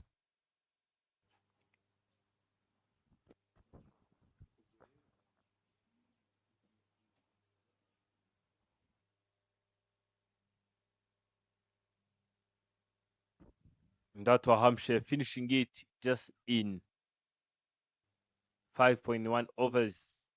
The extras were 6, and the Shmishzel playing 25 of 20 deliveries with a strike rate of 125, 1 boundary and 1 maximum with Tinema Lilian, 15 of 17, 2 boundaries, and no maximum with a strike rate of 88. Nothing to talk about Sarah. And the bowling card, Kansu Moringa Sonia, who bowled 1 over, gave away 9 runs. Minimana Maidian captain 2 overs, picked no wicket. Just 15 runs have been made from her spell. Kamsona Nif, economy of 10. Shingamana Rosette, economy of 6. And she gave away 80 runs. And Kiza Emeline, who have picked that wicket of Uftinema Lilian, bowled 1 over, gave away 4 runs. And you can see top performers from Charity is Katiwa Mahoro, 12 of 20. and Kamsanifa 9 of 16. Shimama Rose 7 of 5. And from in that Hampshire, Concession Gazelle 25 of 20. Tinemalili and 15 of 17.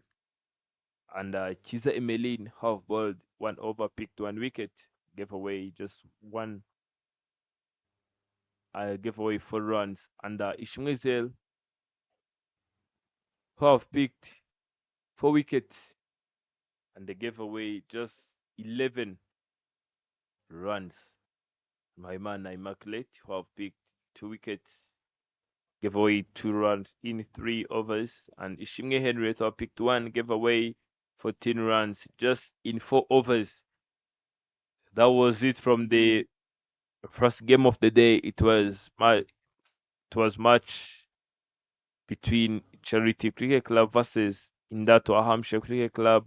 And Charity have won the toss. They have elected to have bat first, looking forward to post 120. And unfortunately, they have just set 104. They have just set 45 runs. And Indato Hampshire, they have chased it in 6.1 overs. And Indato Hampshire have won by 9 wickets. Stay tuned very shortly. We'll be back for the post match presentation. It will be Adele Tuizere.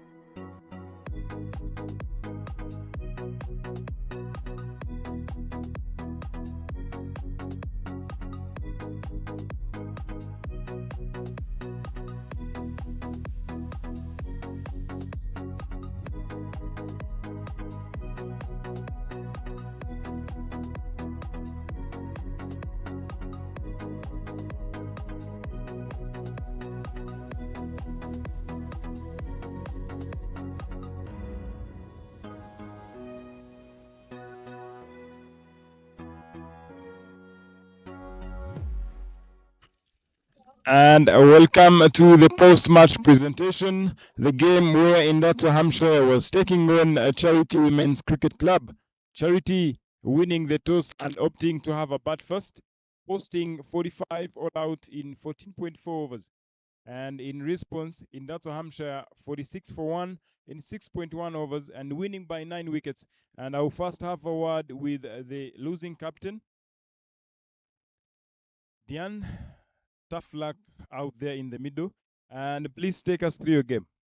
As I said, the toss we batted first, but I didn't go our way. We lost our early wickets, which are the main wickets we had, and they didn't contribute anything. That's why we put the low score.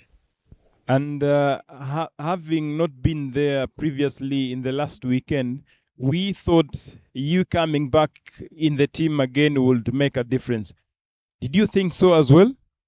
Of course, as a player, you have to contribute for the team, and I also wanted to put something on the board, but I didn't go the way I planned it, and it's part of the game. We can't change that.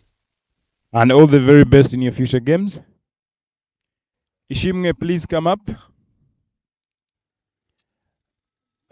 Congratulations on your how many wins so far? 3 wins. 3 wins and 1 game that was abandoned. And what do you say? What can you say about the performance that you showed up in the middle there? Losing the toss, but again working in your favor. I think the bowlers did well. We managed to take wickets early, and that's what makes them to be under pressure, and we take the advantages of that. And again, knowing that the captain, Diane, is back into the squad of Charity, what were the thoughts? Did you think that maybe today Diane will make a difference?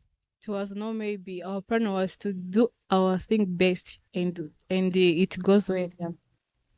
And all the very best in future games. And to the Player of the Match award, the Player of the Match will be someone with 25 runs off 20 deliveries, and with the bowling, 4 wickets, conceded 17 runs in 2.4 overs. And the third umpire to hand over the Player of the Match award to Giselle Ishimwe.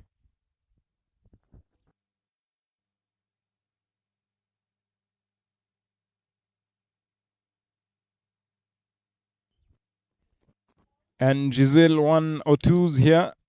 Take us through your game, please. There's nothing much. We are just looking for chasing the low score easily and so quickly. And normally low scores gives a hard time in the middle. What was the approach? What was the thought going into chasing 45? The approach is just go for the ball. The bad ball come, just hit it hard.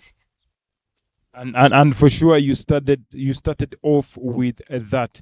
And with the ball, With the ball, it's just bowling straight. Anyone who does the mistake, it's gone. it's like they say that you miss, I hit. And congratulations, and please win more. All right, you've had it, and that will be it. And please watch out for the next encounter this afternoon, as Sorwate Women's will be taking on Indatwa Maidens.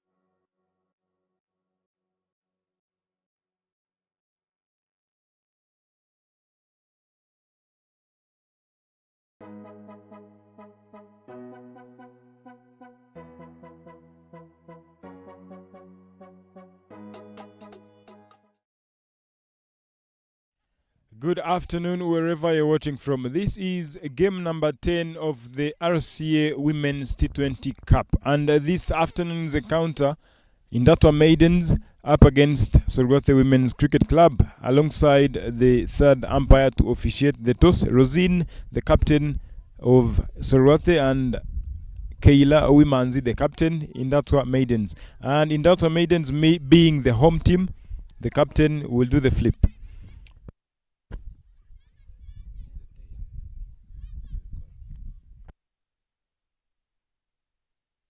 Heads is the call. And tails it is. Keila, congratulations on winning the toss. Thank you so much. What are you going to do first and why, please? We are going to bowl first because I know my brothers and I trusted them. Any changes in your team that played this morning against Gahanga Queens? No change. All the very best. Rosine, did the toss work in your favor, ma'am? Yeah, for sure. So you wanted to have a bat first. Any sort of total that you think will be good for you guys to go on and defend? I've been talking about 120 so far. We have not reached that score, so I'm looking forward to add that number on the board. Let me ask you this question. You pulled off a win against a Charity. What are you guys looking forward to? It was there for winning, but a lot of runouts, we are going to collect them so that the dismissal should be different and even make our opening bowlers better than how they did previously. And all the very best. Thank you. All right, in the middle here, Indatwa Maidens, the captain Keila calling correctly, winning the toss and opting to bowl first.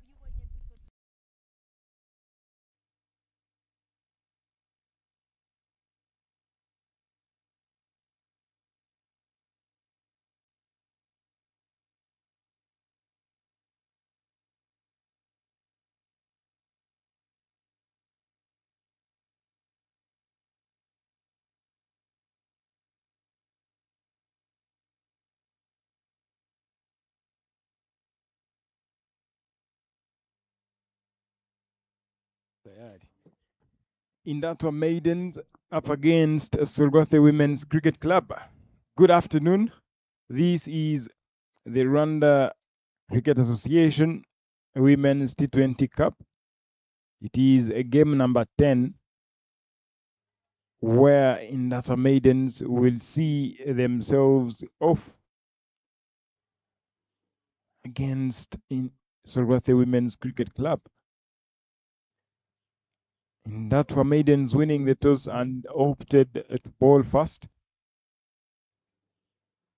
The two squads, Josiane Nyirankundineza, Himbazwe Sandrine, Rosine Irera, Ishimwe Gihozo Divine, Isimbi Henriette, Kamire Apumusa, Sylvie Usabyimana, Violet Uwimana, Gasana Gisubizo, Rachel Uwumugisha, and Uwase Denise. That is Sorgothe Women's. Keira Uwimanzi, Gahozo Keza Onet, Tesire Gisubizo, Ineza Maholo Clarisse, Yakoze Kesi, Soleil Ishimwe Izere Confidence, Ndayisaba Esther Umuhire Ornella, Ujeneza Kevin, and Iratabara Amina. Those are the two squads for the two teams.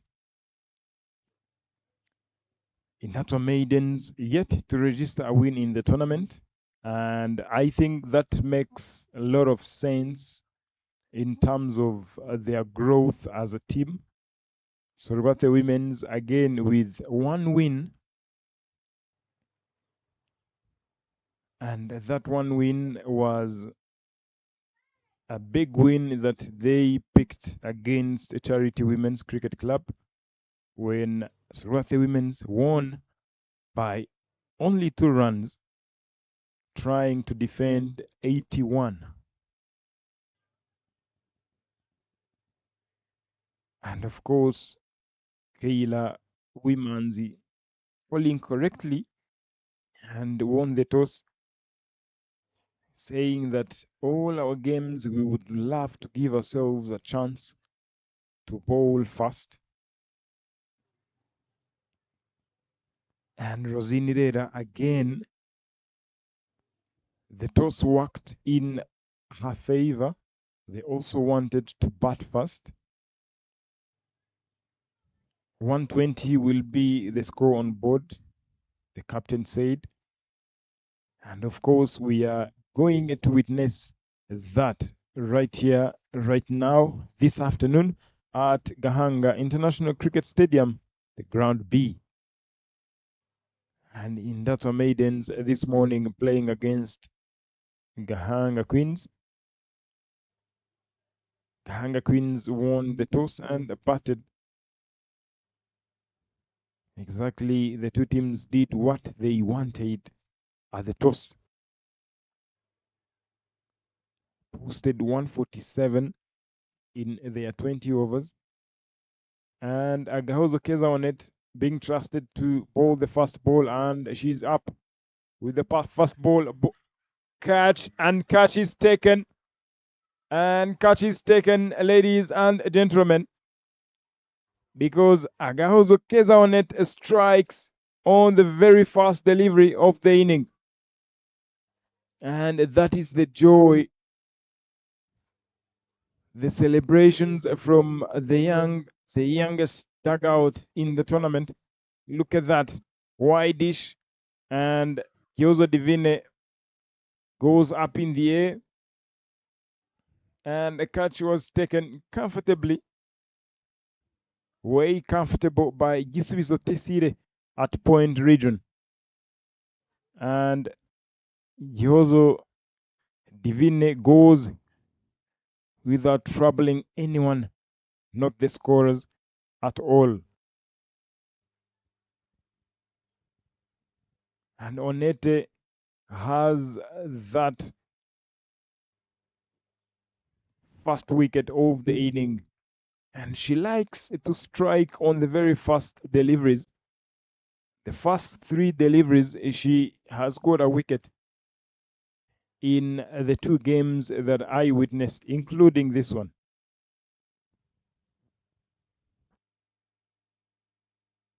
And that brings in the captain, Rosini Herrera, right up front, way earlier in the innings. She has been very, very supportive with the bat and the ball, respectively. And today is the day. She always loved to play such shots all day long. Just tap and go, third man region for a single, as she opens her runs account and Sorothe runs account.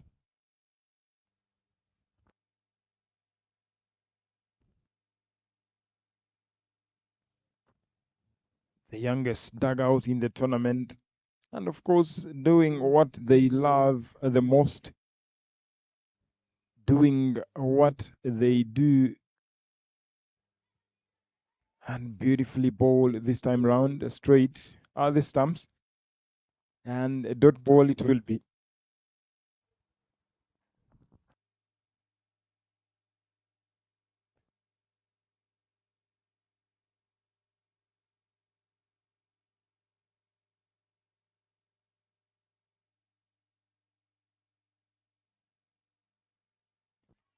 And that should be a single.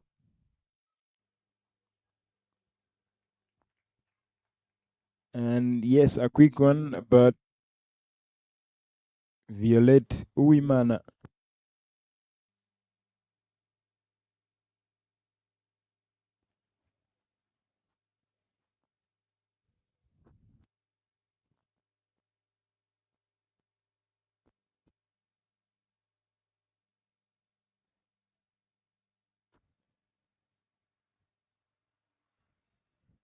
The young Onete Agahozo Keza. Oh, good Lord, what a gem of a delivery. Oh, something you'll be proud of, I'm telling you. because now guess who is gone? The skipper Irera Rosin. Look at that. Ah, it's you would love to watch this delivery all over and all over again.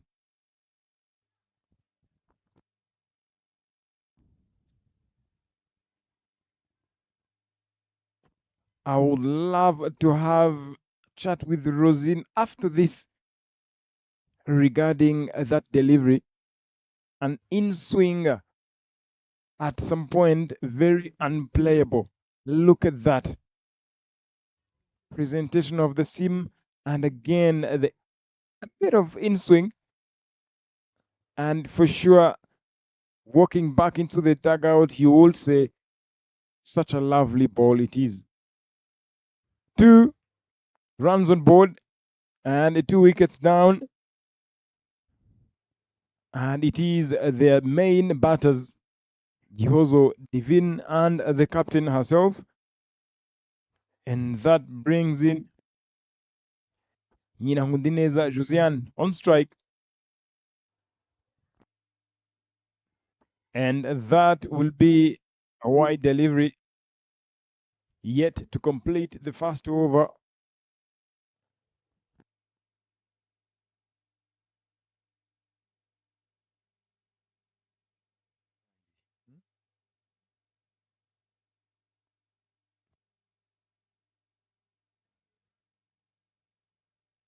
That's up in the air. And to tell you this, look at the joy running around. And it is Ikeza Agaozo on net striking 3 wickets in the over. And look at that. And for sure, it is something you would love to see on a daily basis. And such a lovely catch, knowing that you've got to support your bowler. Josiane Nyirangundineza walking back again without troubling anyone. 3 wickets down. Again, the runs column, the wickets column going hand in hand, going right together. 3 runs on board after the loss of 3 wickets. It is the only over that has been bowled this afternoon. And to tell you the joy that they have got now, they are motivated big time. Gahanga Queens posting 147 for 7 in their 20 overs. And this time around, a lot to be proud of in that Maidens dugout, scoring 65 for 9. And guess what? They've played all their 20 overs. And that is a positive in a young team environment, in a young team dugout like in that Maidens.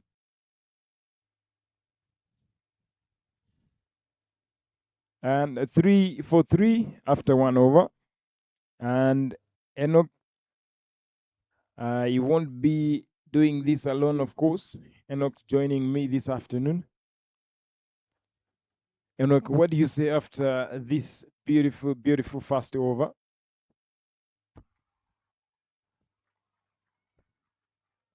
I grew up hearing a statement said, one wicket brings many, and what a good over we've witnessed so far. And among these 3 runs they have picked, the funny thing is 1 run was a wide. It was an extra. Played straight. You can see the way they are very focused, concentrated on picking up wickets, on grabbing those chances without a single hesitation. 4 runs after the loss of 3, just in 8 deliveries which have been played. It's something you can't take for granted, as you say that Look at the lines and the length these bowlers from Ndato Maidens are picking. This will allow us to give a huge shout out to the man who spends days and nights taking care of these young kids, Eric Gasongo.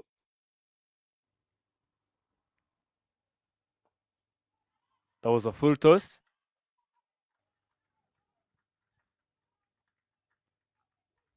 Yeah, Eric Dusaimungu, the tall lad, the whole country. I grew up thinking that there is no man who is taller than him. And later on, I've come to see that I was the one who is short. I just grew up in wrong environment. But the guy is seriously tall. Two more legal deliveries to complete the second over. Play it up in there. Is there anyone who can take that one? No one. The ball is racing all the way to the boundary, but just in number 5, does a great job. And he saved 2 runs for her team. Simbi Henriette starting off with fireworks, trying to recover the gap which have been left by 3 crucial batters from Surwate. It was Rosin, the captain, who have contributed 30 plus runs previously when they have won against Charity. Another great shot from Isimbi Henriette. No enough power behind that shot to race to the rope. And 2 runs have been picked comfortably. And second over is done. 8 runs on the board after the loss of 3. And of course, Gahozo Keza on it will be trusted to go on and bowl the second, and the third of the first innings. And in the morning game, Gahozo Keza on it, she had swallowed with the ball this morning, playing against Gahanga Queens. She bowled for full 4 overs. She conceded 43 runs, picked up just 1 wicket with an economy of 10. Oh, good Lord. Before mentioning any other thing, and she gets another. It is Gahozo Keza on it who gets her 4th. What is happening just here? Beautiful looking delivery. Right on the money, they say. And talking about her swallowing in the morning, 43 in her 4 overs. Picked up 1 wicket. She was hit 6 fours, bowled 3 wides in the morning with an economy of 10.7. A lot, and a lot in women's cricket. But now, take a look at what has happened. Picking up 4 wickets in 1.1 overs. She picked 3 in her very first over, and the second starts with another. 8 runs on board for 4 after only 2 overs, 0.1. Where is this going?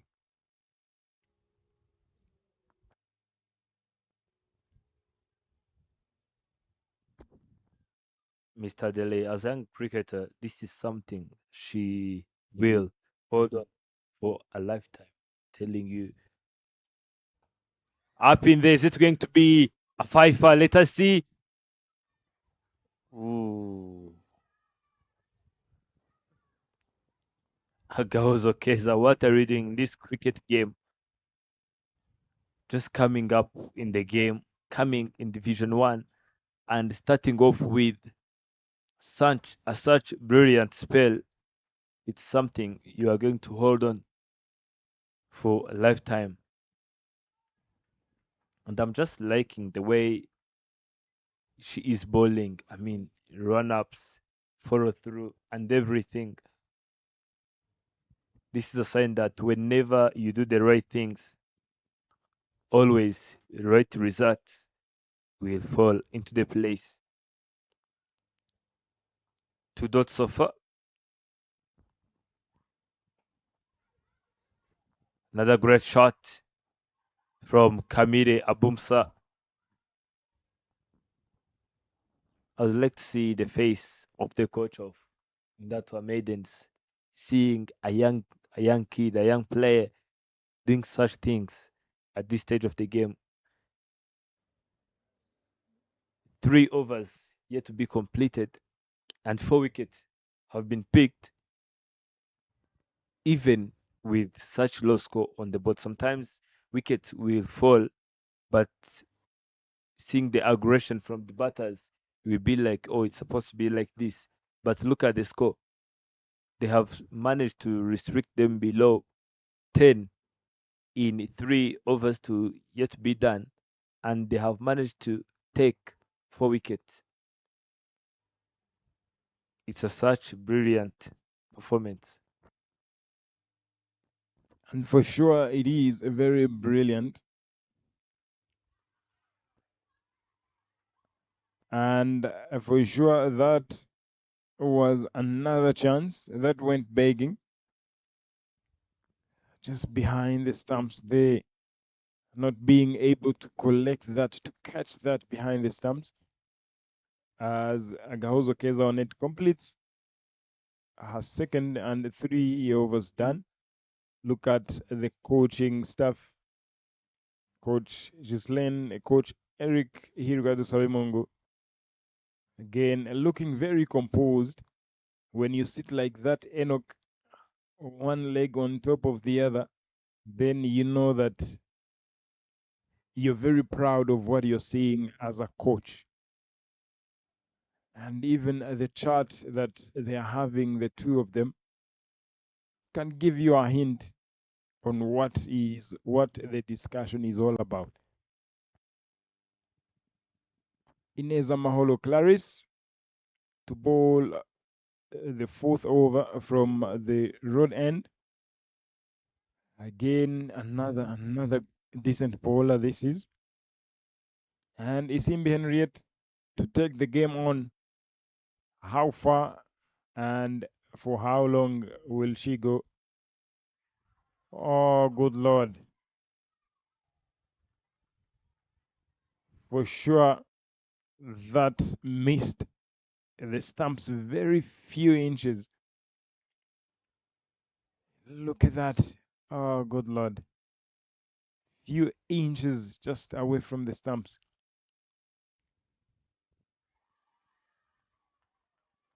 And look at how happy they are just bowling a dot ball. Look at Clarissa. Look at the energy getting back to the run ups. That shows you how bad these young players want to play this game and how bad they want this.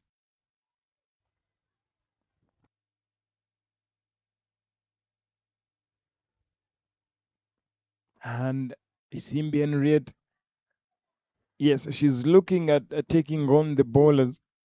But again, the biggest question is how. The how part is more and more important.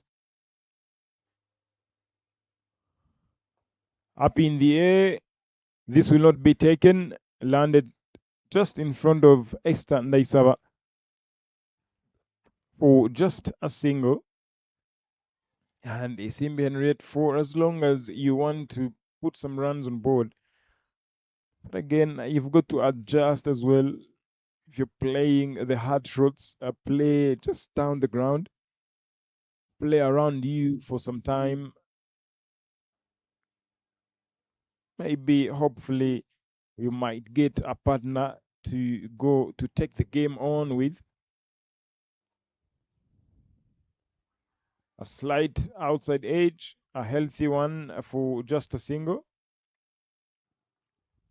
And that's Maidens. They are very, very happy at this stage of the game, looking at what they did from the start.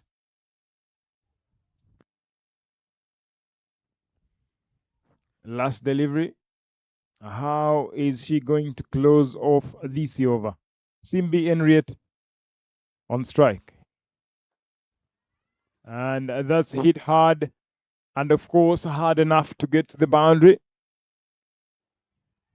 Boundary number 1 for Surgwate Women's Cricket Club and for Isimbi Henriette, ready to take the game on. We can only wait and see how this goes. Much fuller goes across the line. The connection was right, just over the infield for a boundary. After 4 overs, 16 for 4.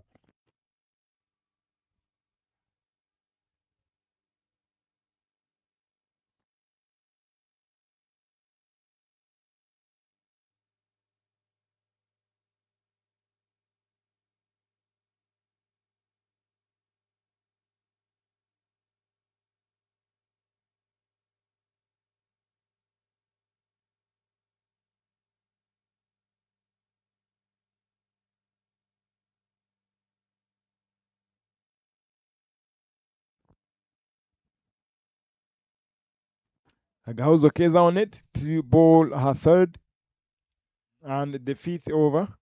First ball up. Up in the air, this should be taken, and it is taken. Keza Onete Agauzo gets her first fifer in the tournament. And look at the smiles all over. She doesn't understand at all. And look at that. Because right here in the comms box, smiles are all over.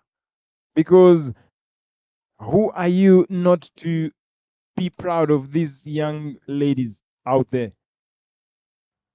And look at the figures. Oh, good Lord. This is so good. Again, runs column, the wickets column on Agauzo Keza on its end. It is a 5 for 5. Conceded only 5 runs and picked up 5 wickets. Such a lovely day.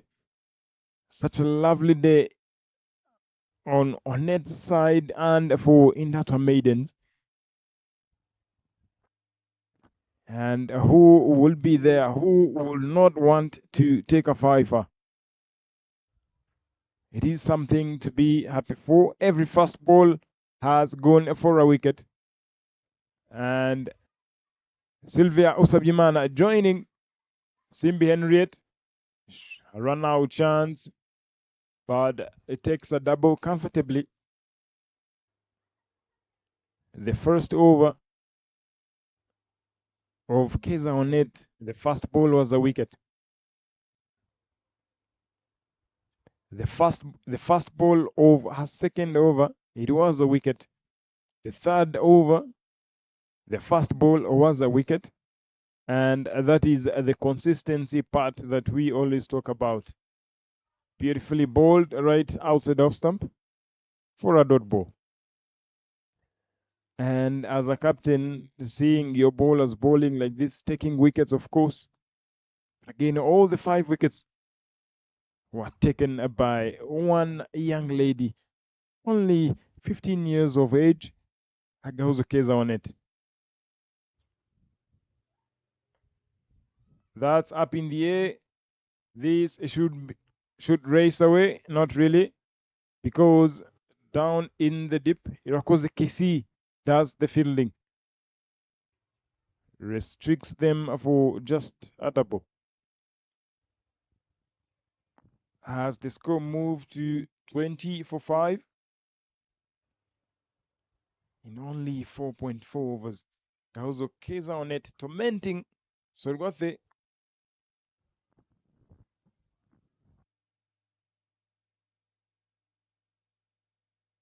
That's hit, and it is hit powerfully. And this will race away to the boundary. Boundary number 2 for Sorgwate Women's Cricket Club. as Sylvia registers her very first boundary. That was hit powerfully down the ground, and here the ball is traveling. The outfield looks to have so much grass, but that doesn't mean that the ball will not travel. If it's hit, it stays hit and it goes. This should be a run out chance, but not taken. Didn't collect the ball quickly, right on time. And after 5 overs, 25 for 5.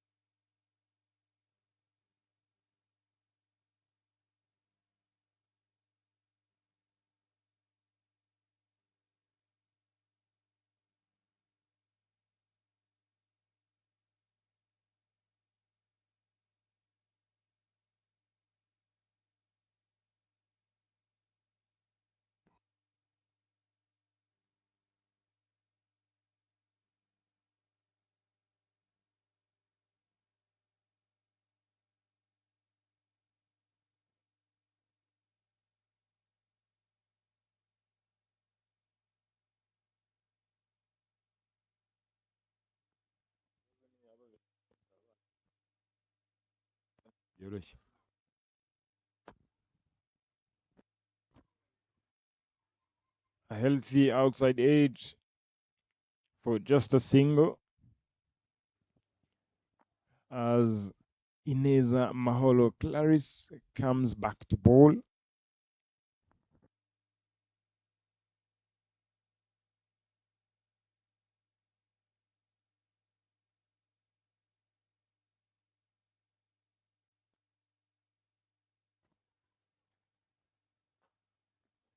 Oh, that's hit powerfully. And with authority all the way to the boundary. Another one for Isimbian Red and another one for Sorgate Women's. Much fuller, hit straight, just in a straight line for 4 more.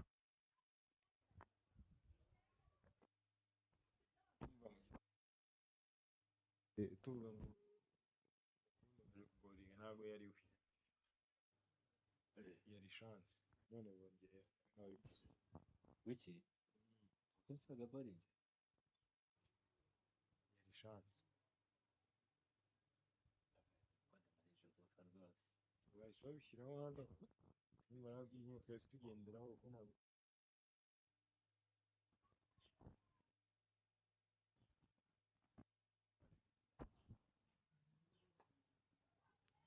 Played the gap. There was a bit long distance from the fielder and to that position where the ball was. And this is the partnership which is going to determine the total score that Sorwate will post on the board. Silvio Sabjimana, who joined Isimbi Henriette, is now on 10 off 6 deliveries. Played up in there over the fielder's head, and the ball is racing all the way to the boundary. And another boundary comes into the place. Previously, Mr. Dele have said that Sylvie have registered her first boundary, but I see more than 10 boundaries coming from this partnership, because this is the partnership that in that one Maidens will be looking forward to. Yep, yeah, this is the partnership that in that one Maidens will be looking forward to break. Otherwise, the story will be different.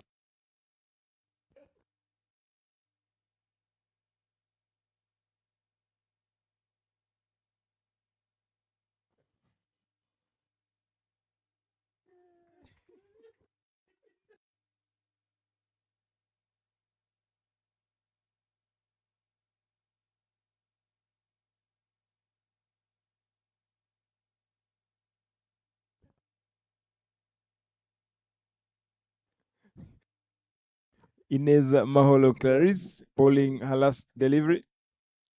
One bounce, and that goes. Oh my goodness. KC trying to take a shy at the stumps, but the throw wasn't that enough to get to the stumps quickly. And Ineza Maholo Clarissa conceding two boundaries in the same over.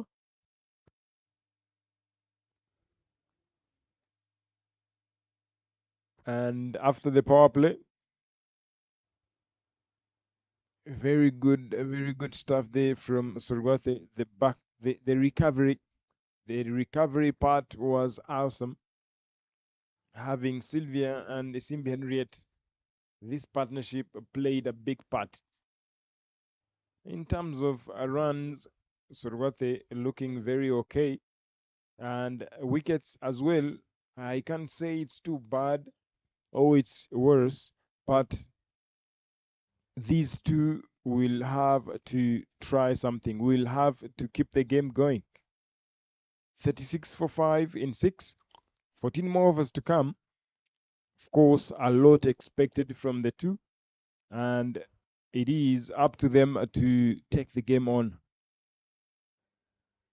Simbi Henriette, to be specific, because she is the main batter in, and the only main batter left behind for Surwate. And Onete to bowl her last. These should be extras. Remy Sinyizwa, the bowler's end umpire.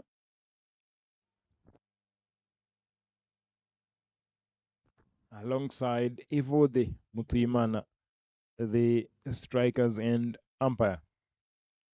And Agahozo Keza on net. Now,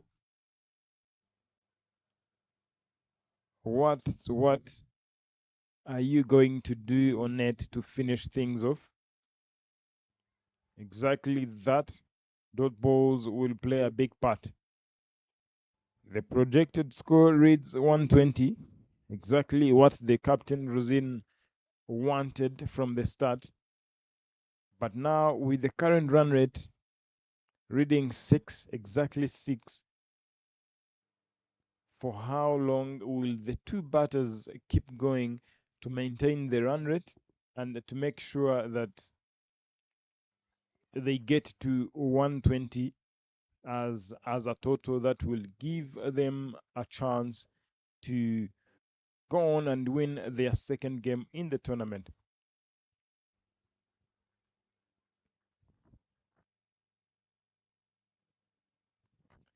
Can Onet get her 6th wicket in this very over? That's a hit up in the vacant area for just a single. They give away another. Misfield in the deep by Ornella Umuhire.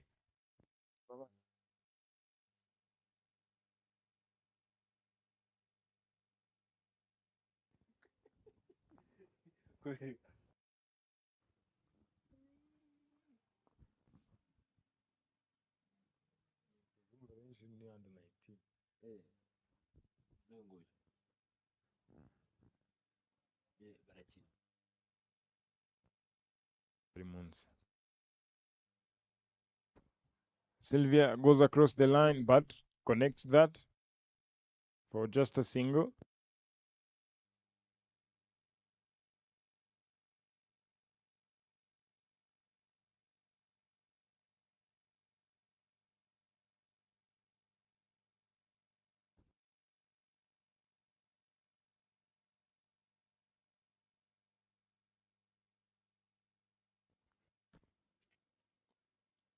Oh, good Lord.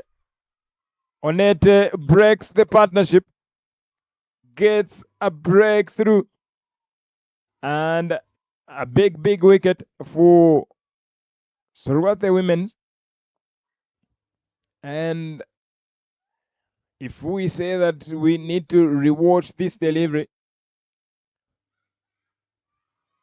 it is really needed. Such a lovely delivery that was. Looked a bit shorter, But oh, beautiful, beautiful. Landed in the right areas. And Simbi Henriette got beaten big time as Surgote Women lose another one. And look at those figures. Conceding 18 runs, picked 6 wickets, pardon. I'm adding her another. But again, she has got one more delivery to come. Not sure what happens next.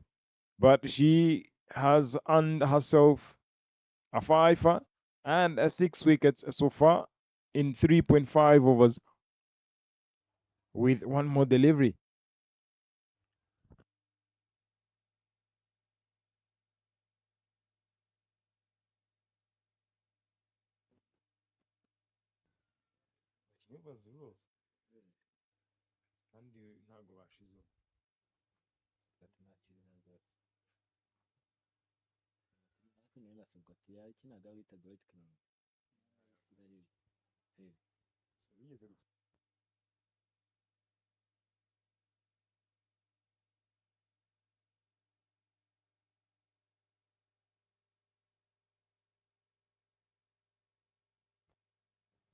Kasana Gisubizo joins Sylvia Osabyimana. Last delivery. And last delivery finishes right in style with her dot ball. After 7 overs, the score reads 40 for 6.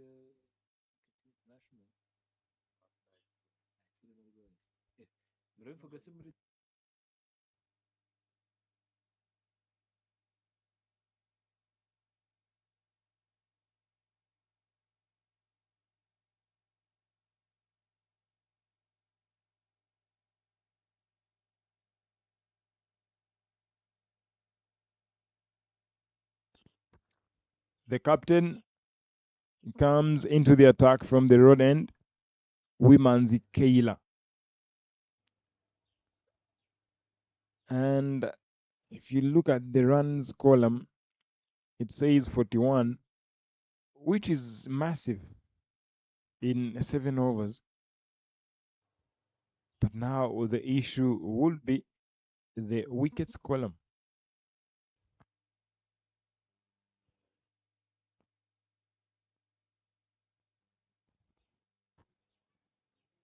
In that squad, Maidens needing 4 wickets to restrict Sorwathe Women's Cricket Club to a certain score. And Sorwathe, of course, they need more runs on board. And those will be wides. Those will be easy 2 freebies.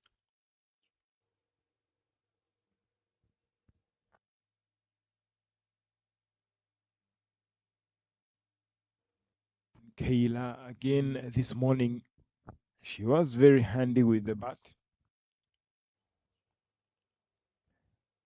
knowing that whenever she wins the toss, she elects to field first. And for a young team, Enoch, it's very understandable. Looking at them progressing each and every game, you would want them to bat second, of course, to have a feel of playing a full 20 overs when bowling. And again, coming for the run chase as well. Winning the game won't be the priority. Going in going in to win. I'm very sure I'm not part of Inato Maidens, but I would have an idea as someone who went through this, who went through the structure back in the days. Winning won't be the priority. Just going in, because again, up in the air and back to the bowler, and Kayla Wimanzi registers her first wicket, and that is Gasana Gisubizo.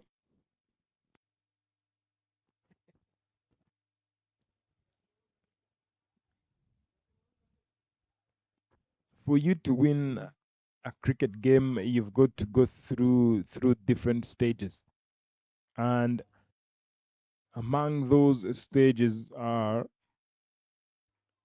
you've got to win the power play. When you are batting, you've got to win the power play, and of course you've got to go on and win the consolidation phase, that is the mid overs, and again you've got to be in control of the last 5 overs, or the acceleration phase, that is the last overs. When you go through that and succeed, you will be able to have something on board and something to fight for. And when you're bowling, of course, again you've got to win the power play. You've got to take some wickets in the power play and be in control of the power play. And again, in the mid overs, the consolidation phase for the batting side, you've got to be in control as well, making sure that you concede a lots of dot balls as well as wickets. And when you get into the acceleration phase in the last 5 overs, or in the last overs, death overs, of course your bowlers will be coming in very handy, making sure that nothing goes away just like that.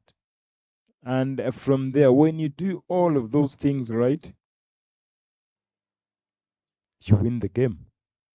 So you've got to first go through all those stages, and more others as well, for you to say that I need to go in there and win this game. That's the only reason why this morning in that Maidens, scoring 60,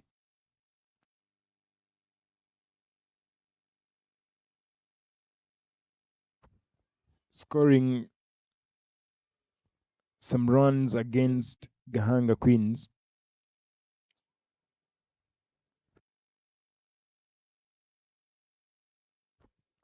scoring 65 against Gahanga Queens with such bowlers, with the likes of Belize, Giovannis, and the rest. Again, it is a milestone to these young ladies. And run out chance, and the umpire says not out, and Irakoze Kesi comes in to bowl her first, and that is the 9th over running. Imbazwe Sandrine again joining Sylvia, who is on 21 of 16 with a healthy strike rate, and hopefully she takes the game on.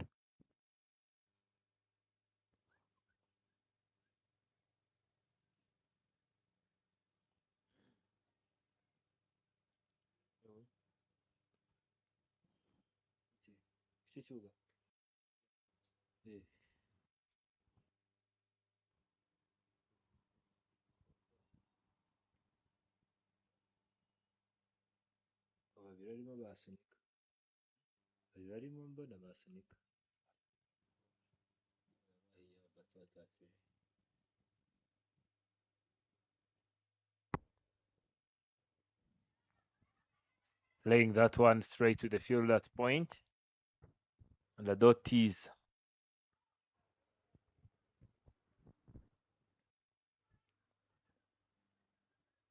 Himba's Sandrine on the strike.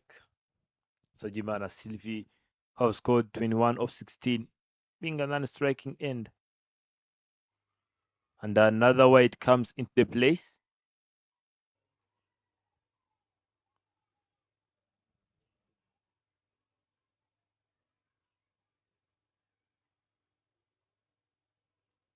Back-to-back whites.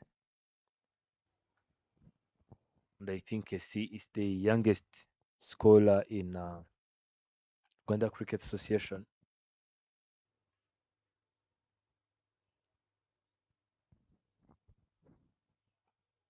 Tossed up and plays straight down the ground. And they just got a single.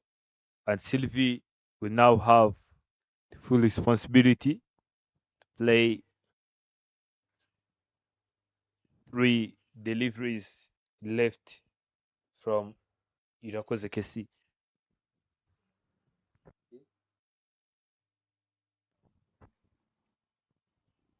Another swing and miss.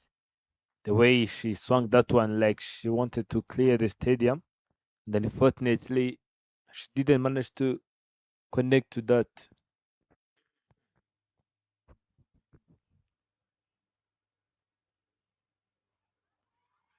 Loud appeal.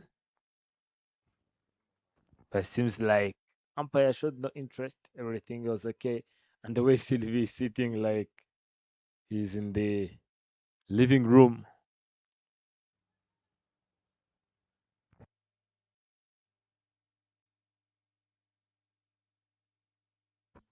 Last delivery of this over.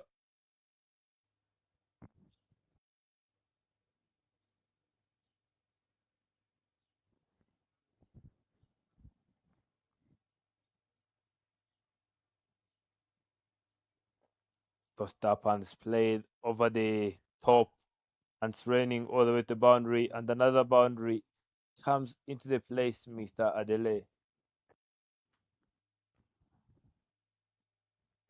Tossed up, and Sylvia judged the length correctly and picked that one up into the boundary. Kessie concedes 8 in her very first over. And after 9 overs, 52 for 7.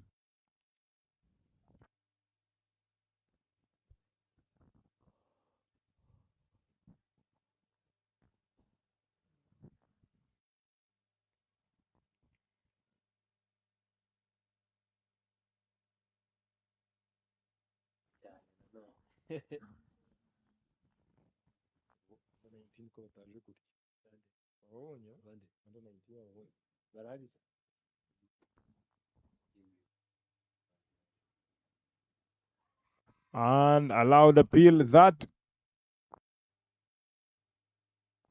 And the umpire says not out.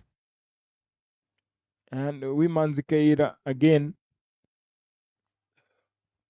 such a decent bowler she is, keeps asking questions to the stumps. And Himbazwe Sandrine, I might take a guess on the discussion with Sylvia that please play straight. Make sure you do not get out, because we still need to take this one on.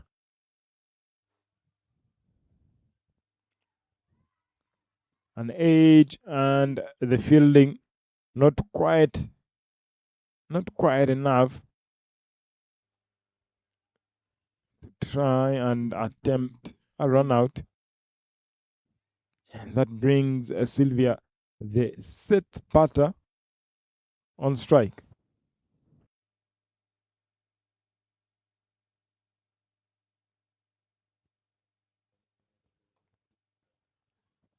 And that is through the gap, racing away, and it gets to the boundary. Another one for Sylvia and for Sorwathe Women's Cricket Club. Sylvia cruising, offering width, trying to give the ball a bit of a turn, But the turn is not good enough for Sylvia. Look at that. Just pierces through the gap and all the way for a boundary. Ball number 5. Trying to get off strike to try and keep the strike on the other end for the next over. Keira, how well can you cross off the over? That's up in the air. As Sylvia will just settle for just 1 run as she keeps the strike. And halfway the innings, 58 for 7.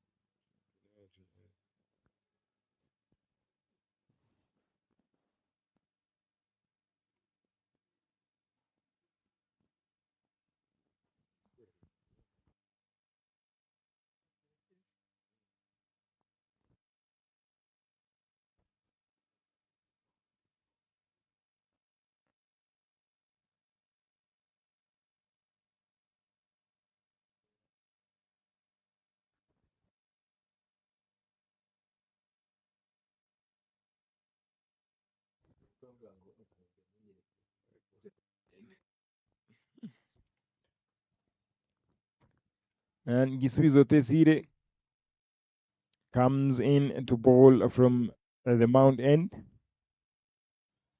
And I start off with just a single from him, from Sylvia.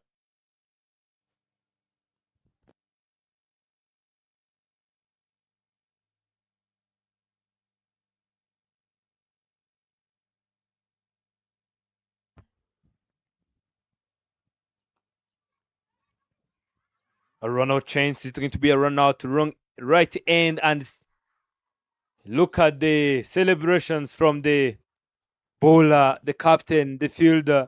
Maybe the captain wanted to have the whole grab so that he can remove the ball herself. To batters waiting to know who is going to go out. What I've liked, Mr. Adele, if you can pay a close attention to where these bowlers have been bowling, they are not very good with the pace. The pace wasn't there from the very beginning, but you can see the line, the tight lines, the tight lane. They are just targeting. And another wicket goes down. It's Ihimbazwe Sandrine.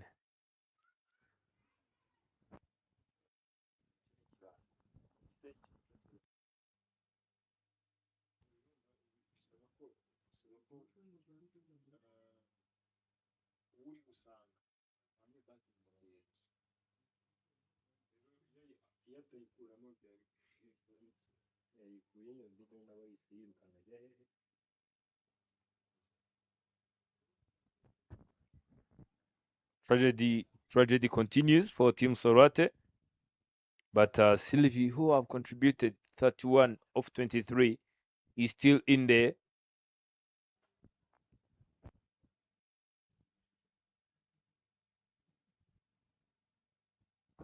The incoming batter is Uwase Denise. Gisuizo picks up her first wicket.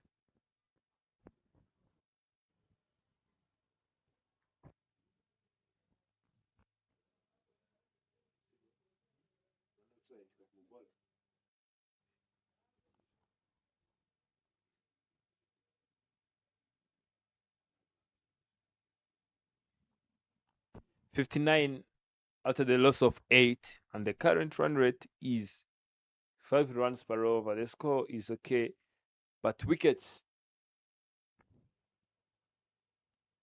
are not the place red on the ground, and they will just go for a single. Much better.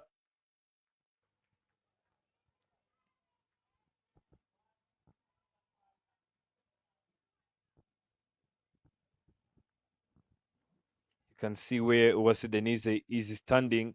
If any single delivery of Gisubizo taps or gets in contact with her equipment, I'm telling you, without a single hesitation, umpire will raise the finger.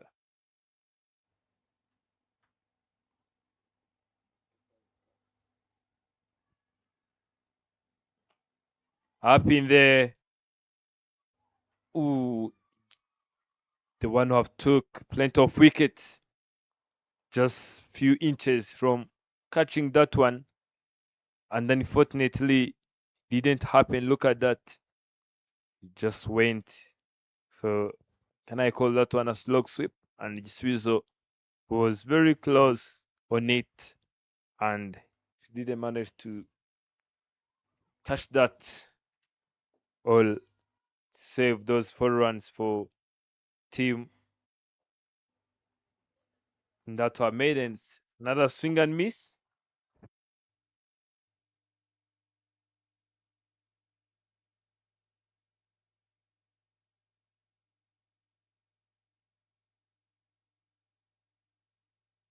End of over number 11. You can see the coach, the happiest man alive. You can feel it when you see a person working on a project and he see it being productive, he see it working. It's something you can cherish all day long. That's the dugout of Surwate.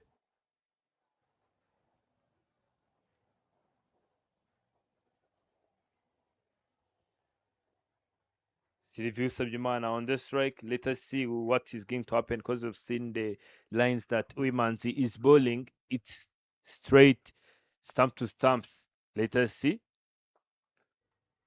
Press straight on the ground. A misfield.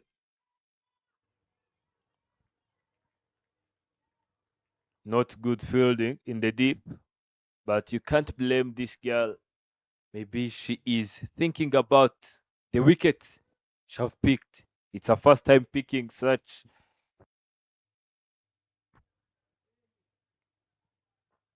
Up in there, there is a fielder, but she decided not to give it a try.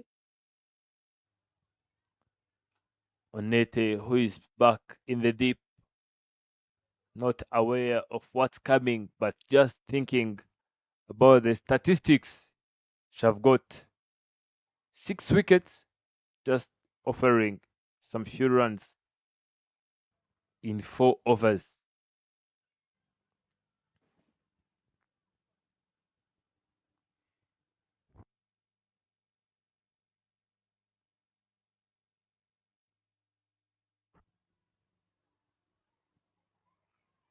Chance of run out. And Sylvie Usabimana will always be there to save the day for Team Surguate. That was a right call in the end.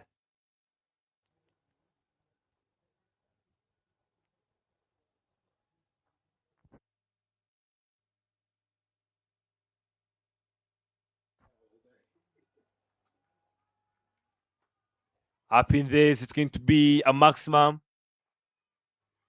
A couple of bounces, and the boundary comes into the place.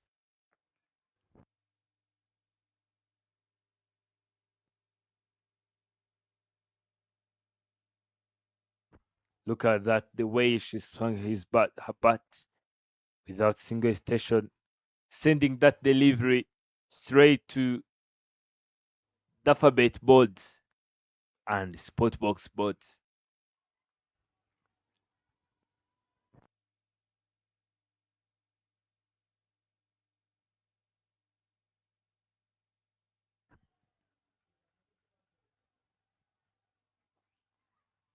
Much straighter, and Sylvie, being wise and genius, she managed to rotate so that she's going to have the strike even for the next over.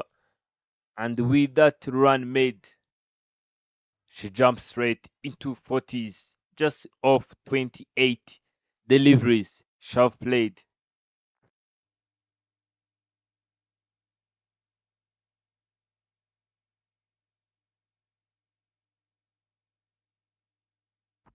Can see the bowling card. Ishimwe Gihozo Divine have contributed nothing. Uwimana Violet, same. Irero Zine, the captain. Nyaundineza Josiane. Here, there's nothing to talk about. Instead of that brilliant performance of Sylvie Usabyimana, another swing and miss, not starting well from that end. But she have managed to jump straight into 40s.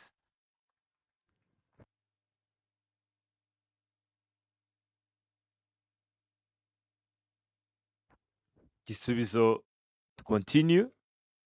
She gave away just 6 runs in the very first over. Going for that sweep shot. And there is no person there. And it's a maximum. Remy, for the first time, will have the accountability to raise his arms to indicate that maximum. The brilliant shot from Sylvie Usabyimana. Look at it. Look at the judgment. Look at the timing. Everything was done properly, and anything done well, result will always be there in time.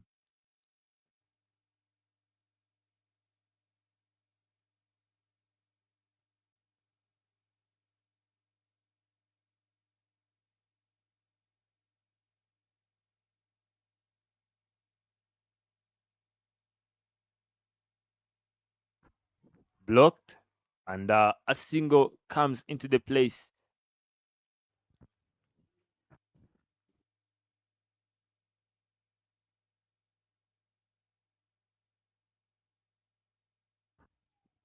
"47 of 30 deliveries, and Sylvie Hoff played a crucial role in this innings. Imagine they are on 80 with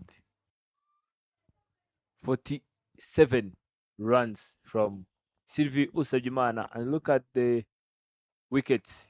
8 wickets have been picked.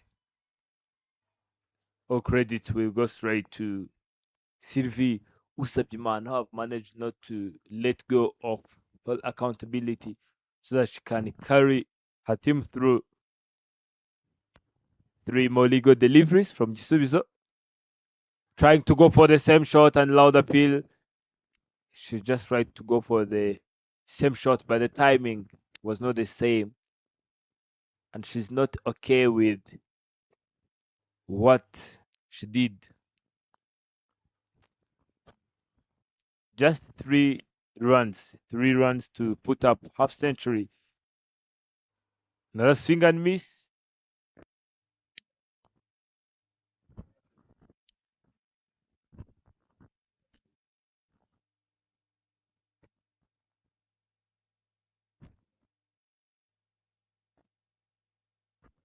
"81 runs on the board after the loss of 8, and 13 overs have been played.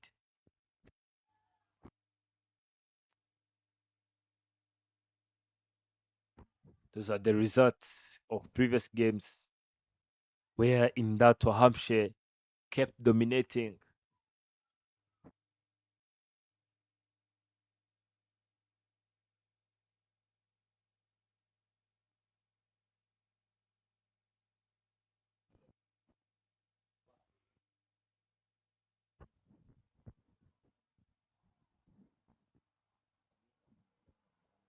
Beg your pardon, please.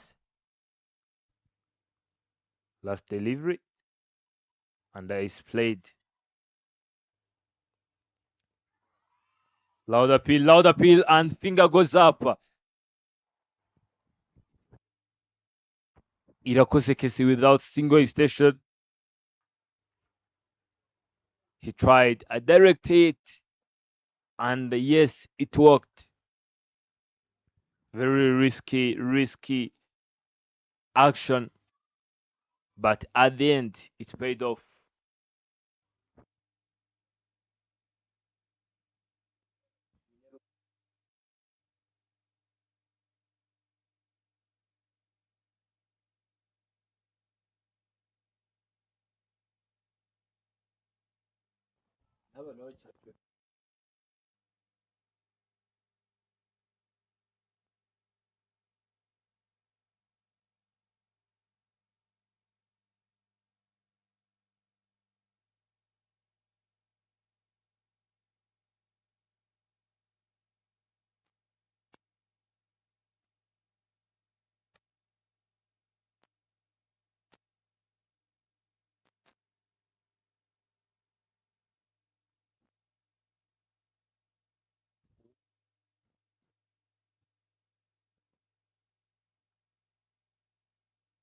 Umugisha Rachel to join Sylvie Usabyimana.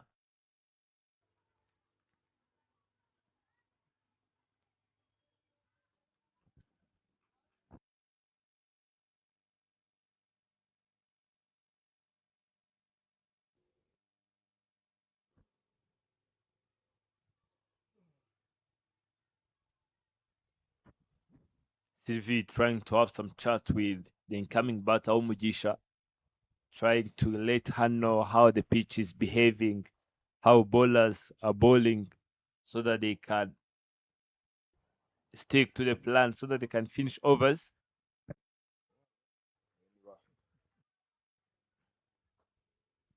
Blocked. Well, better looking defensive shot. Muhide Olnela.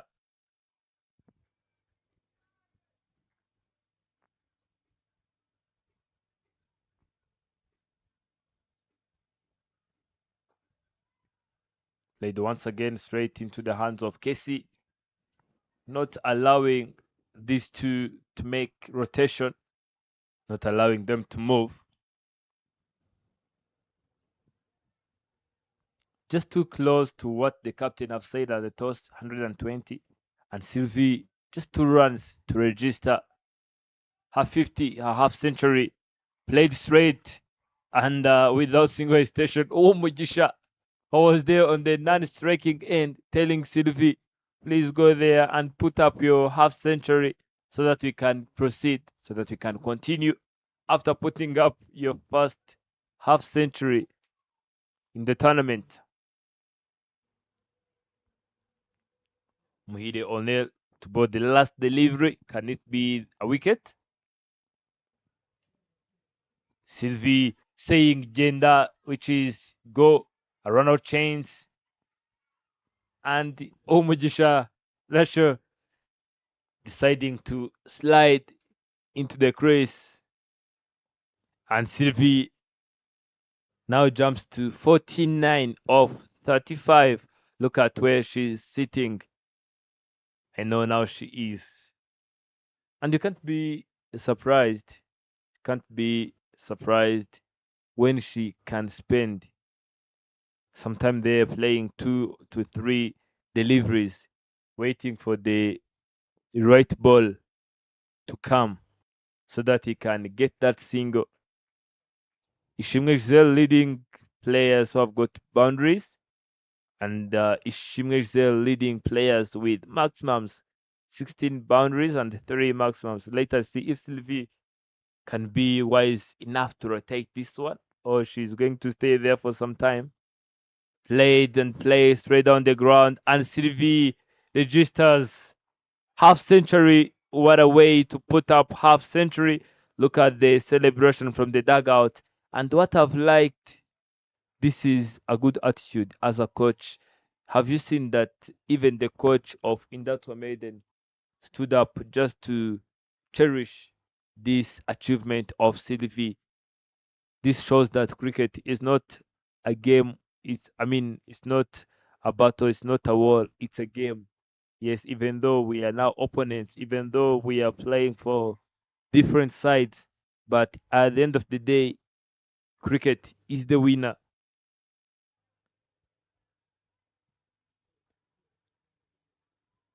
Look at the strike rate, 138, one maximum, 5 boundaries, just of 36 deliveries. She managed to put up a century, and not a lot of batters can just come in such situation so that they can just manage to carry through, so they can just manage to carry their team through such situation and condition. But Sylvie Usabjiman did it well, just played for the team, and look at the board, 8-5 just after the loss of 9. And the way she is just managing to calm down every single batter, the way she is just managing to drive through, telling everyone how to do it and how to behave, it's something else. And another dot delivery, last delivery of Ineza Mahoro Lalis come up. So if Umugisha can survive this ball, I'm telling you, maybe we are about to register 90 plus. Look at that. She survived. And it's 8-6. Just 4 runs to jump into 90s.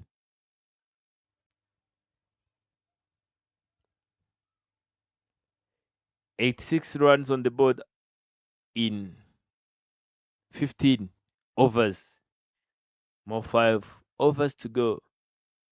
And here, there you can see the highest score of the tournament. It happened here at Gahanga International Stadium, Ground A, when Gahanga Queens was playing against Indatwa Maidens. Gahanga Queens have managed to set 147 after the loss of 7 in 20 overs.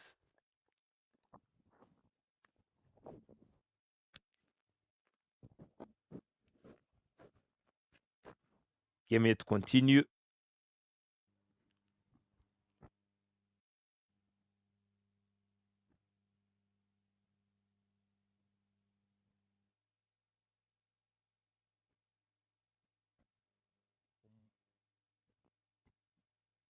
Hire Opnela to ball from the road end,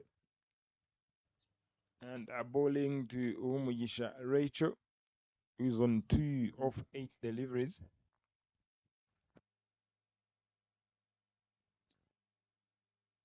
And dot ball it will be. And of course, the message from the dugout, at least play all the overs. And it is very positive because you've got Sylvia Usabimana in, who is on 50 of 36.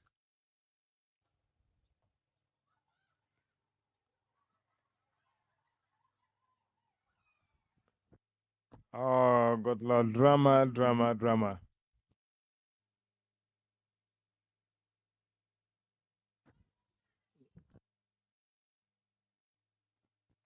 It was a run out chance. Sylvia calling Rachel and again asking her to get back. And the fielder who had got the ball in hand couldn't be able to throw, actually decided to run with the ball in hand. And Sylvia had brought the game to life.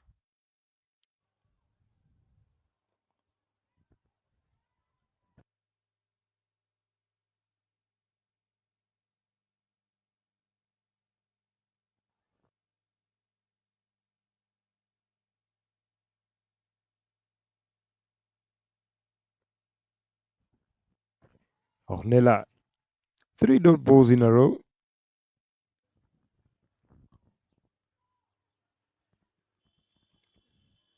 And adding this extra to the total to make it 87. If you look at how they started, how Indatwa Maidens started the innings,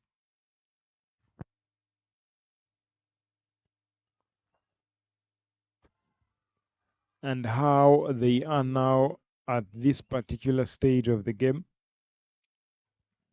the morale is down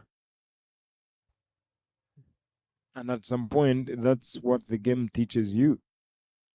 Teaches you to hold on, to stay in the moment. An appeal, and the finger is up. Such a lovely delivery into the block hole, and it will be another wicket.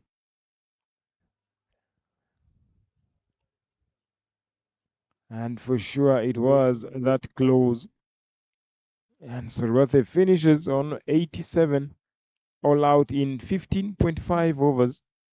And in that one, Maidens will need 88 runs to win from their 20 overs. Missed a trick somewhere in the middle after Onet finished her spell. Then runs kept coming, and Sylvia was the main batter of the day with 50 runs on her name in 36 deliveries with 5 boundaries and 1 maximum with a healthy strike rate of 138. Very healthy for sure. And the partnerships, Simbi, Henriette, and Sylvia, 24 of 16. And Sylvia alongside Wasi Denise, 22 of 16 as well. Very, very handy. And good to see that so many runs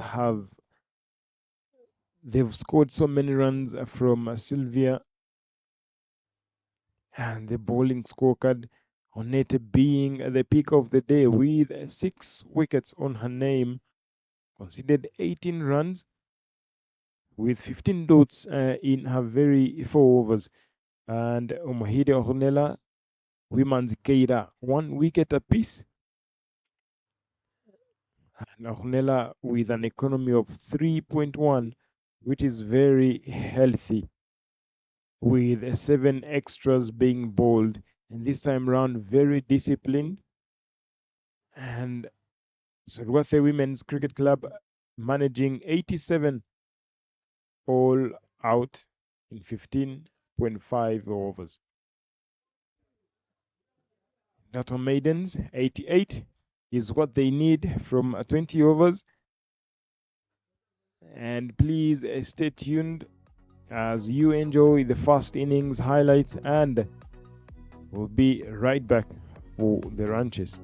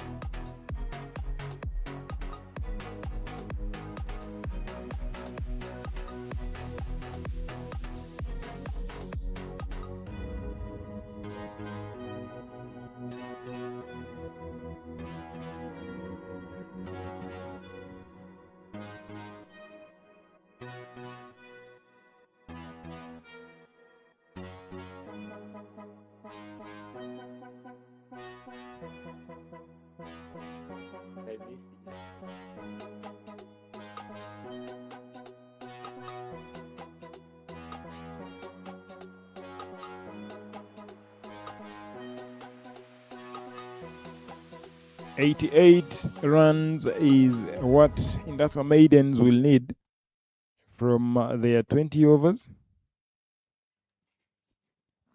as Indata Maidens won the toss, opted to field first, and Sulwate posting 87 all out in 15.5, of which wasn't good enough. But again, looking at the wickets lost earlier on, this is a decent score. Losing 3 wickets in the very first over, and when Sylvia came in later on, had to make sure that she pushes big time. She ended up on 50 of 36, which was very, very powerful, and the contributions was massive.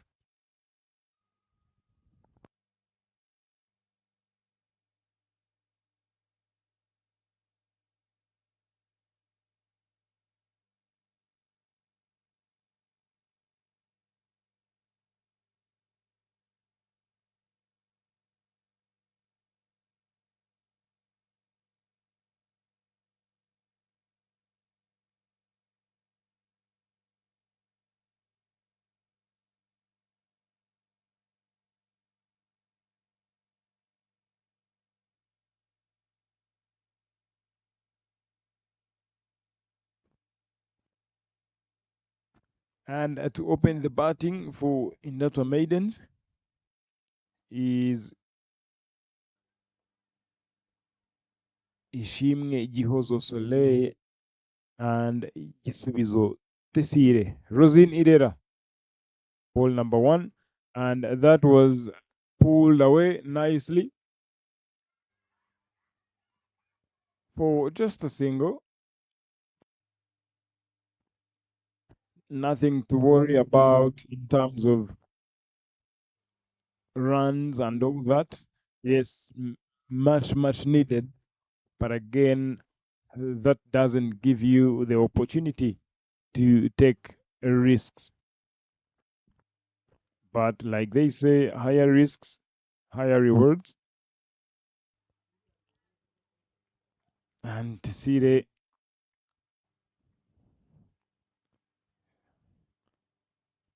comes on strike and Shimwe Mfurakazi. And this is hit hard.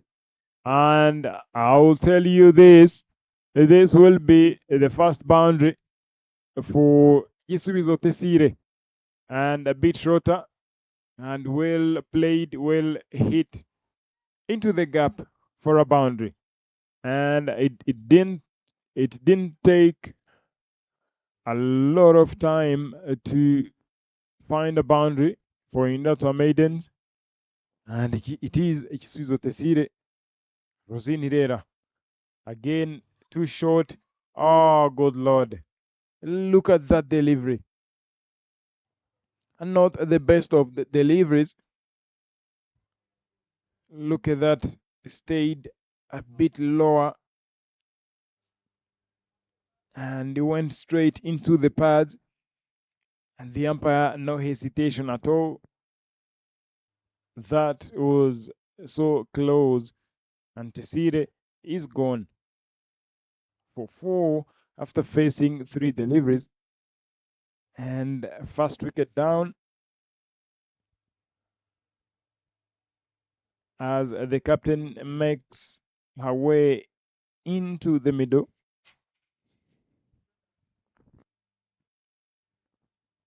The two will need to at least build something. They will need to keep building, not losing wickets in clusters.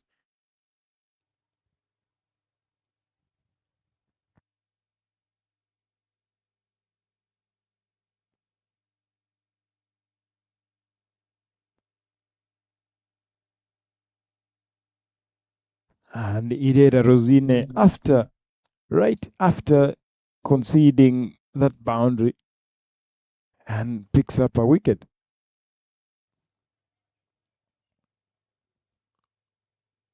Of which was much needed. Bowling 3 deliveries, conceding 5 runs in 3. You never know what the next 3 would be like.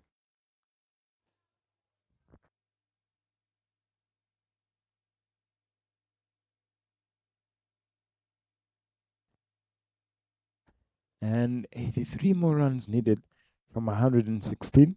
Very doable when you try and go run a ball, or if you can try and get some big overs again, that will give you a chance.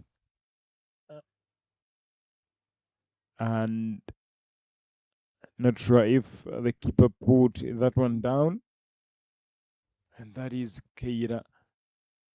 If you offer anything short and wide, if you offer width, Keira will take you on. She will not hesitate at all. Another dot ball to end over number 1. Conceded only 5 runs and 5 runs on board for 1 after the very first over.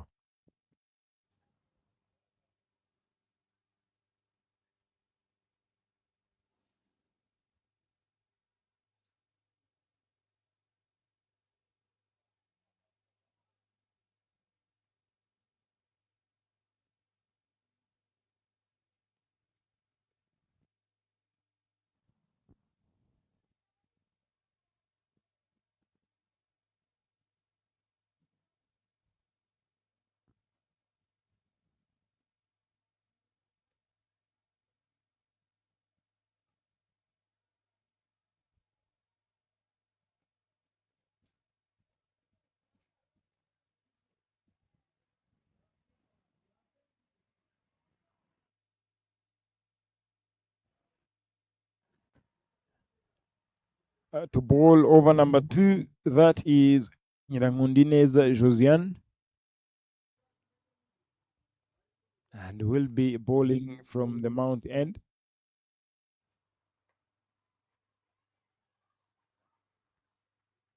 And Soleil trying to sneak in just a single, but finds Violet at a square leg. And Rosiane starting off with a dot ball. Ball number 2.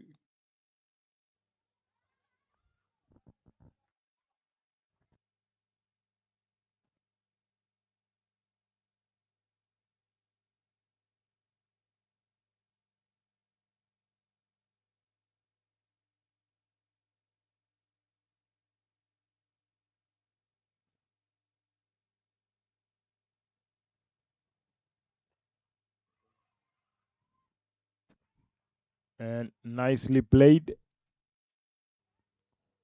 for 3 dot balls in a row. Kira Wimanzi, the captain, how well can she be effective this time around? Because scoring 65 in the morning game, that is hit down the ground, finds the gap. This will be a couple.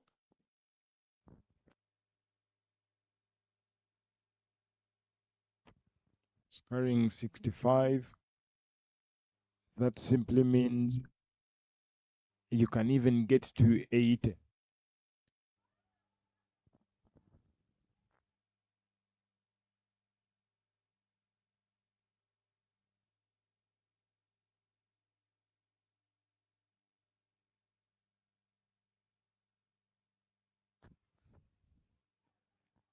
The pace of delivery, and Josiane will always tempt you to go after certain delivery by taking the pace off of those deliveries, because when you look at it just like this, it looks easy from outside, even those deliveries, but not very easy to hit medium pacers or slow bowlers. You've got to be at your best to make sure that you can clear the boundary. And look at that first over, 3 wickets. The second, another.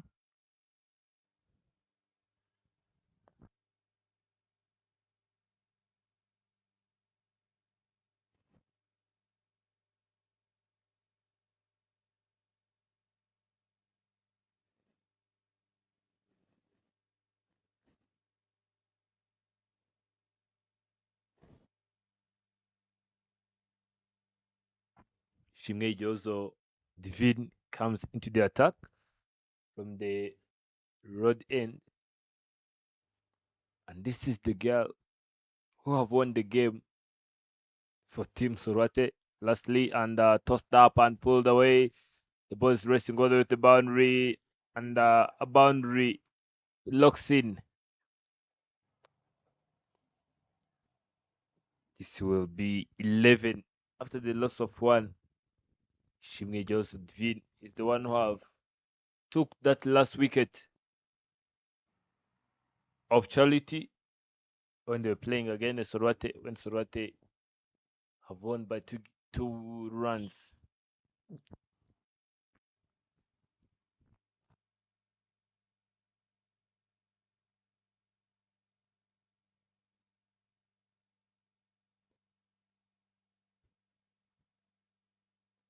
Blocked, and another delivery. Well, a great comeback from Shimei Jozo Divine. Look at the timing from Uyman's Keila, sending that one to those boards of sports box and alphabet.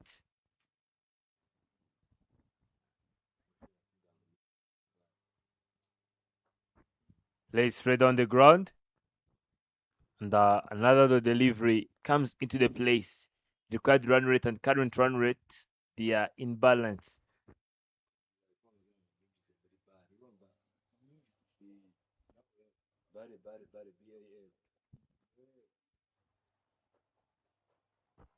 All the way once again into the hands of the fielder. And jersey number 30 does a great job. And the captain, Uimanzi Keila, we just have to depart. You have been talking about it. If she can be effective, yes, she tried to go hard on herself. She tried to put up some runs on the board, but unfortunately didn't work out, and she has to depart back to the dugout.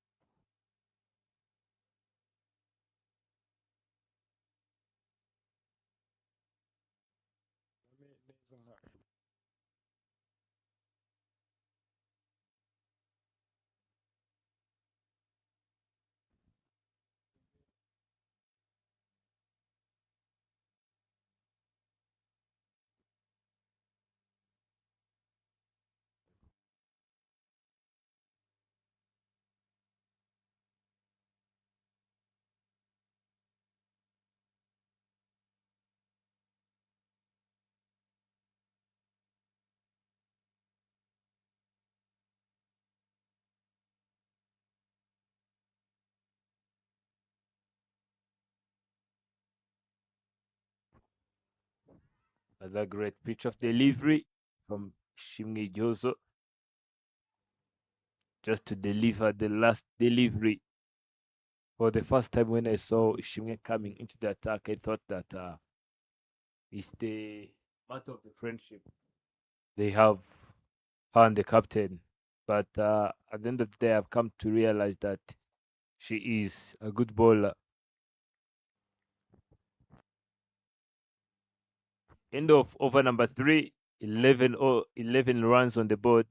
After the loss of 2, 77 runs required from 102 deliveries.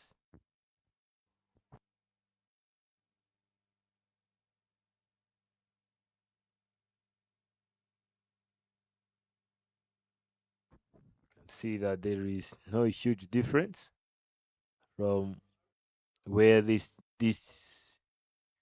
from where these Indato Maidens are, and from what we have seen in the very first innings. Just the difference is in number of wickets.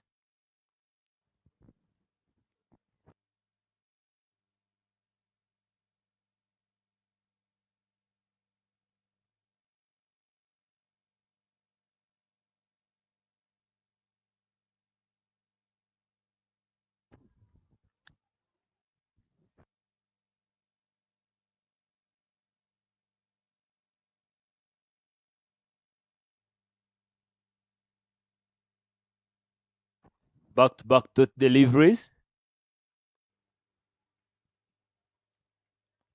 But the run rate is now climbing up from 3 to 4. And a wide delivery comes into the place, just trying to keep it wide, to keep it into lines and the length where the batter can't play. Very straight to Gihozo Divine, just number 32.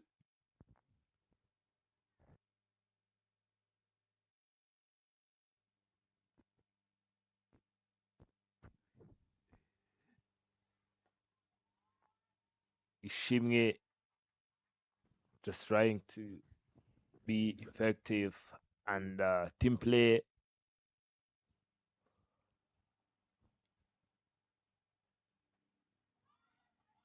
Played once again. Can this one be a single? Yes, a single it is. Very, very good cricket. Mr. Dela have said it before that here the priority is not to win, it's just to make sure that you are doing the right things, to make sure that the execution is there. If you can just come and do what you do in the net, if you can just do and show us what you have been practicing all week long, telling you that's where wins belongs.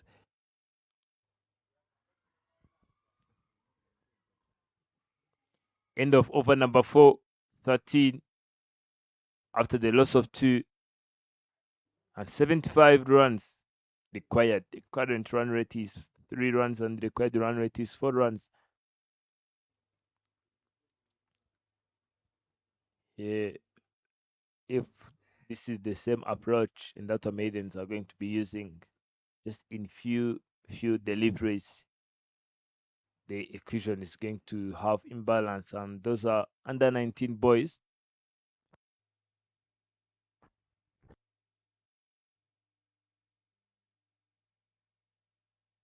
Just trying to have fun around here. The morning they have been practicing. They were there in the net just trying spot bowling, batting, and this time around they are just having fun.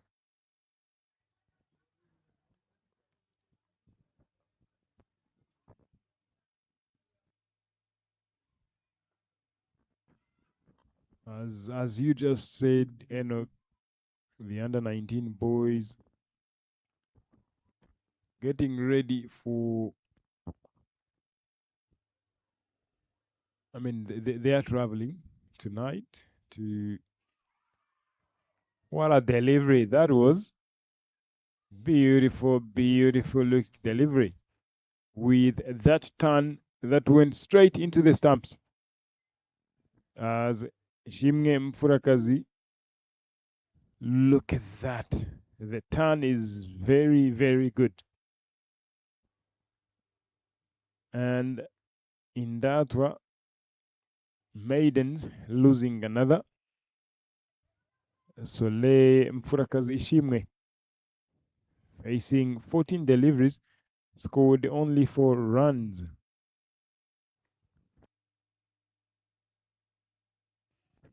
And the under 19 boys are traveling to Uganda tonight to play some games in Entebbe, as they will be playing against Uganda under 19 and Uganda emerging. It is going to be a great tournament as a build up to the ICC under 19 Men's Cricket World Cup Division 2 qualifiers that will be held here in Kigali in August. And of course, getting ready, and as they come from the last practice, passing by to watch their sisters playing cricket as well, making sure that they give their full support as they head into a tournament. As this morning, Rwanda men's national team as well won their first game against Cameroon in Botswana, Gaborone. Also playing their ICC men's T20 World Cup regional qualifier.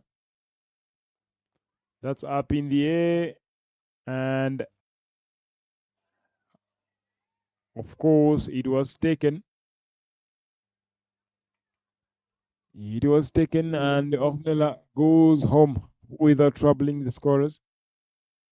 Tossed up, and Sylvia gets another. 13 for 4, and those are 2 in 2 for Sylvia. Can she get another? It's still too early, and still too early to decide, but she still has a long, long way She still have some more overs to try that. 13 for 4 after 4.3 overs. 75 more runs needed from 93 with the asking rate of 4.8 and the current run rate not good enough at all. 2.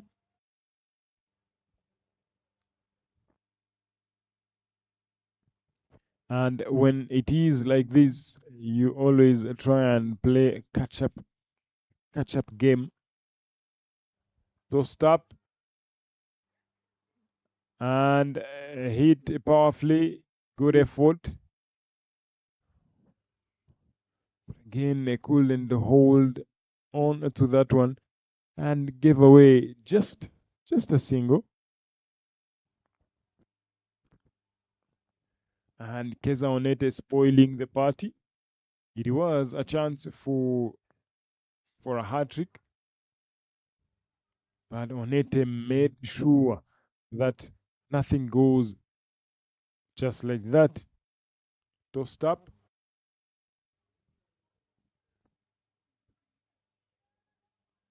And Sylvia, such a decent over this is.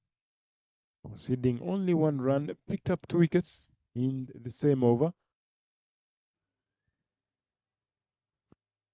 And having everyone inside the circle, allow the peel, not given. And such a decent over from Sylvia. After 5 overs, 14 for 4.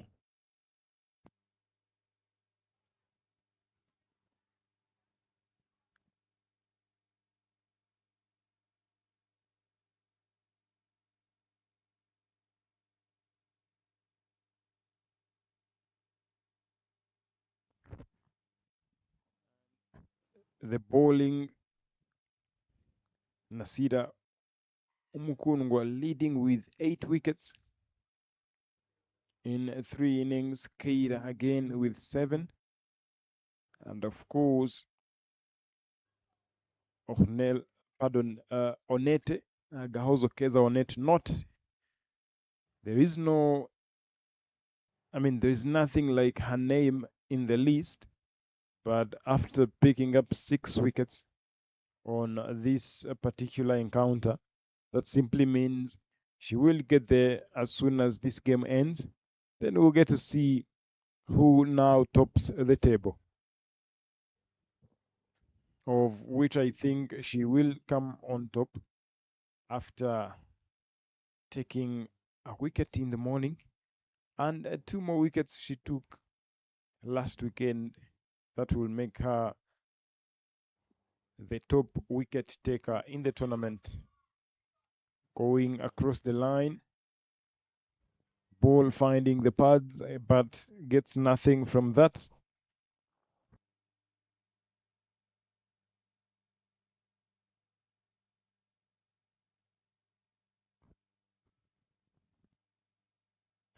And Wasi Denise to bowl from the mound end as well.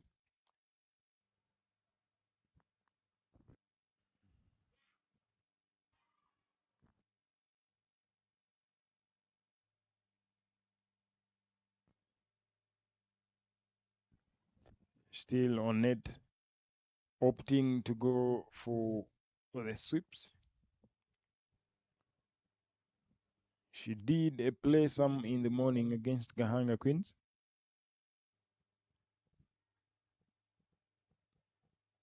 And let's see if she can contribute again here, because here it is a much needed. Oh, good Lord. That was a very, very good shot. But again, straight to the fielder, into the hands, and put down.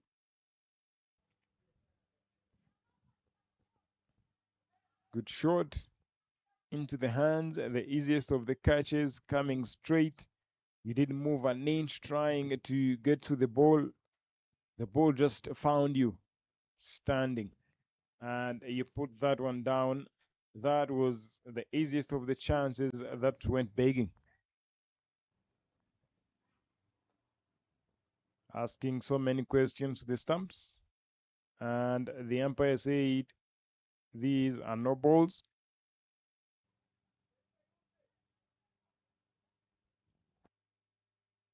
And I'm sure Onete is like, I wish I was the one facing the free hit. But Kesi Irakoze, how well can she maximize?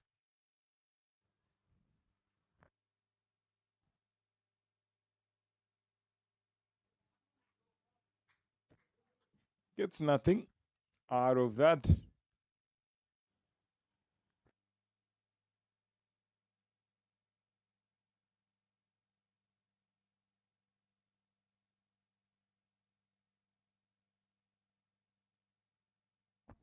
Two Moligo deliveries.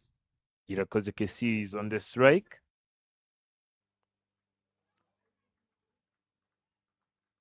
Another delivery comes into the place.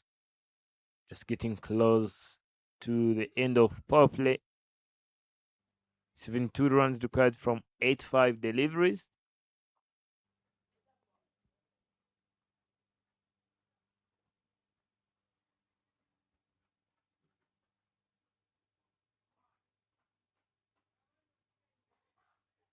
Another no ball is indicated by umpire Remy. And as you've said that Net could have wished to be there on the strike. This time around, she got the chance and she had the strike. Let us see if she can maximize, if she can make the most out of this opportunity. 70 runs required in 8-5 deliveries.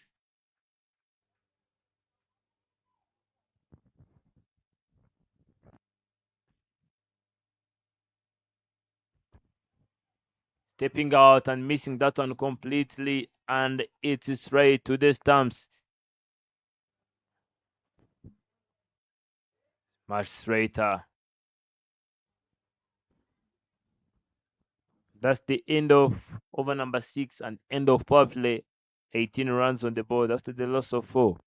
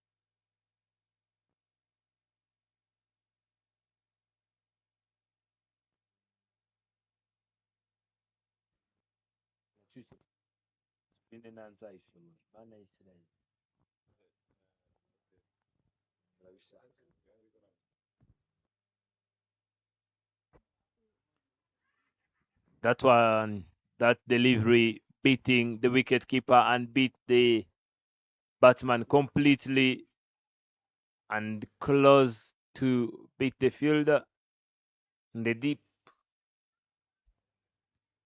Just runs, keeps coming without the ball tapping on the blade.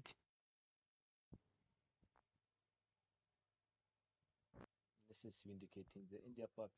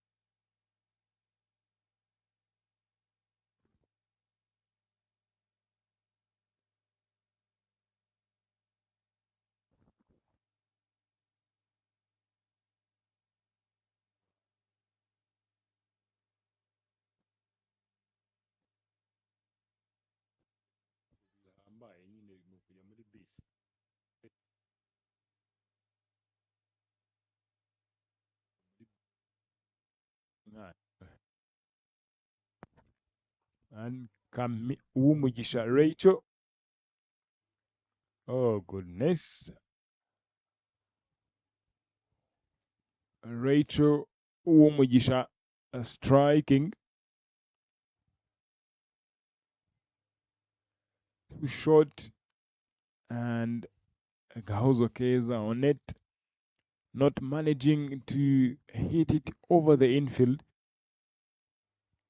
You could see she was trying to look for a boundary. Much needed one. But again, they've tried so hard to be where they are now.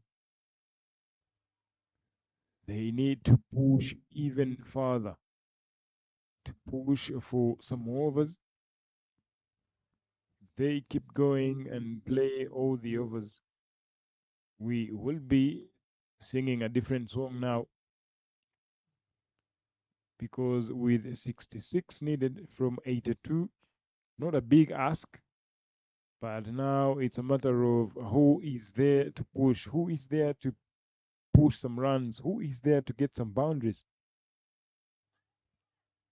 Inez Maholo Clarissa joining KC, who had faced 10 deliveries and scored only 2 runs. And beats the keeper. And it goes over the rope for a boundary, but now from extras. Those will be 5 wides.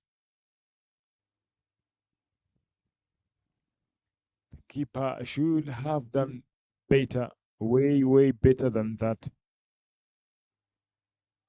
Because defending 87 on a team like Indatwa Maidens, a team that doesn't have a lot to lose, they don't have anything to lose at the moment. They are here to just play the game. Good comeback there from Rachel. As on the other ground, Gahanga Queens have batted first, posted 77 all out in 16 overs, and Mahanga Zebras in response 22 for 3 in 5.2 overs. They need 56 runs to win from 88.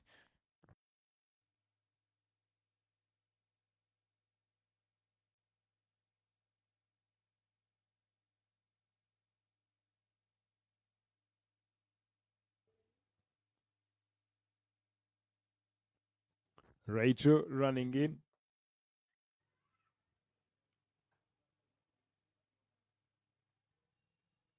Sneaks in just a single.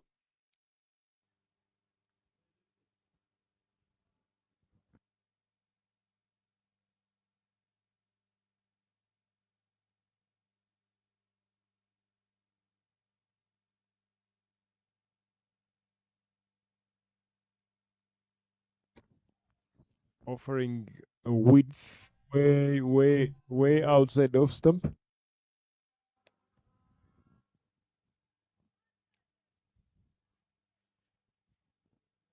And I remember was it in a Seruka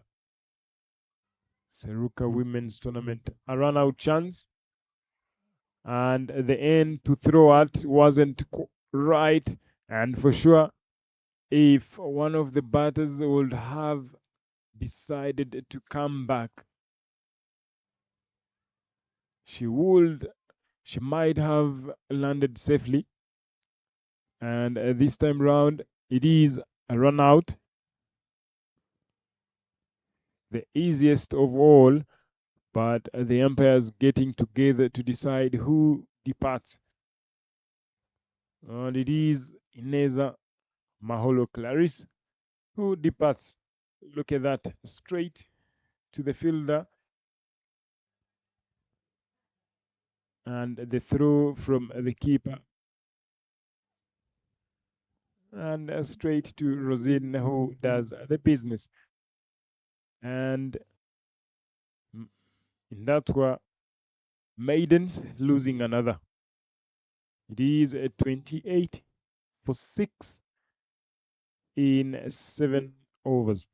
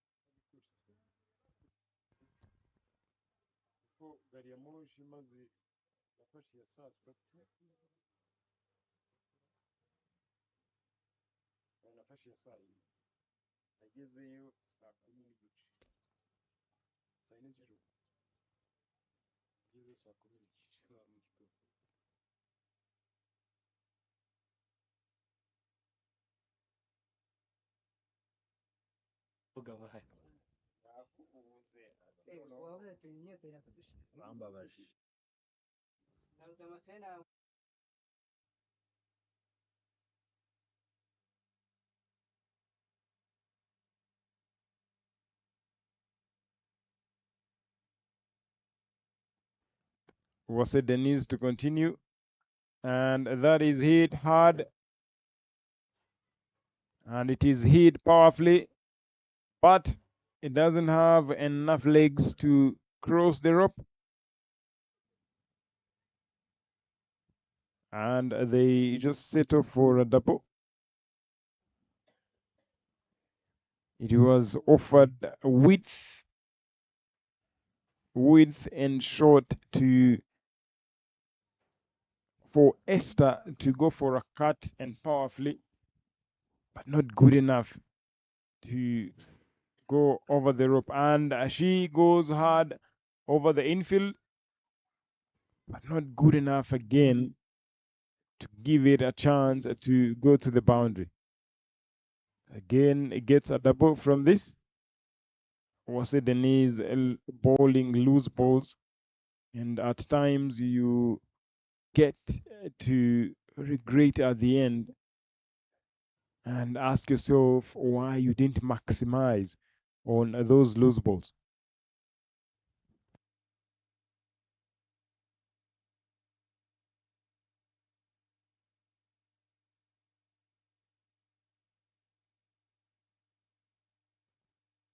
And a healthy outside edge for just a single.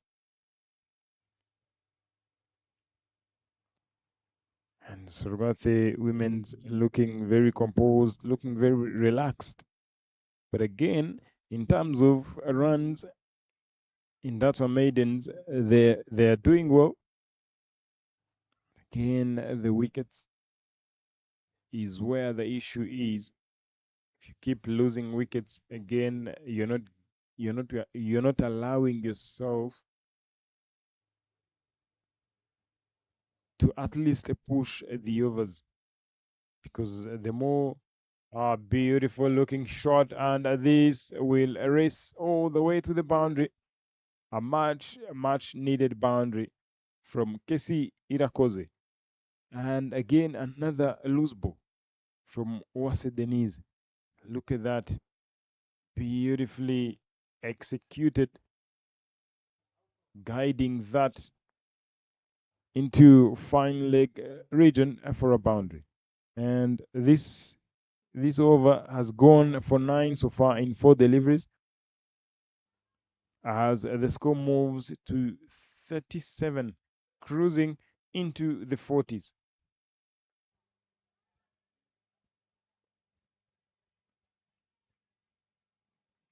With one more delivery to complete over number 8, and hoping to to take this game close is KC and Esther, because the two had shown signs that they can really try.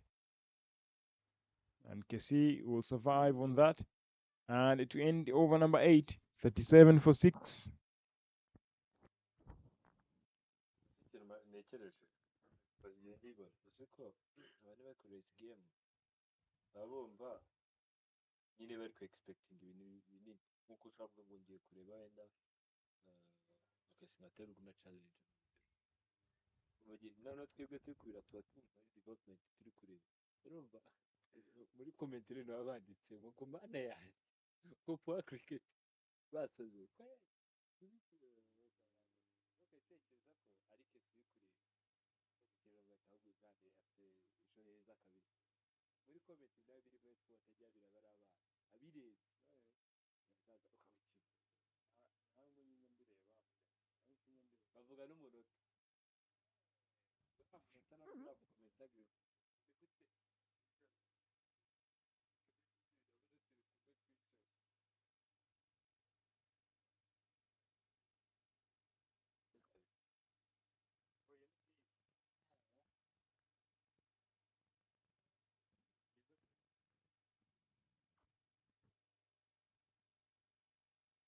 Captain Hassaf comes into the attack from the road end, straight on the stumps, and Captain strikes straight to the timbers.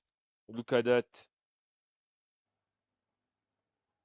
Much straighter, and without taking a lot of time, she took a wicket. What a way to start this over.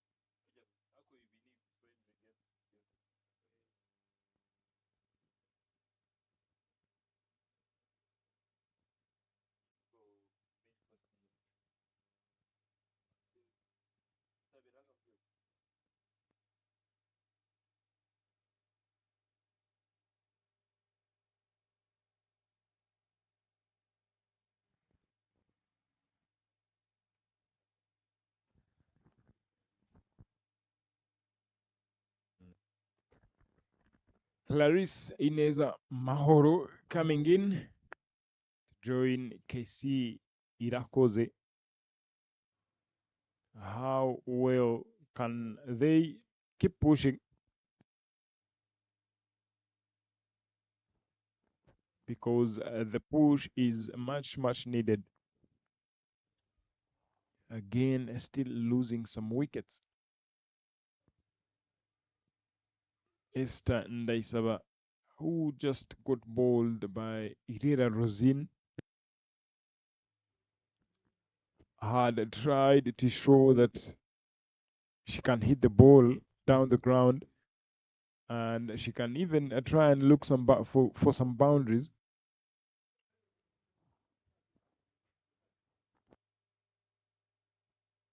But when you keep losing wickets now, like they say that you're not doing justice for yourself. 51 off 71. Not sure what happened really for the umpire to delay a bit.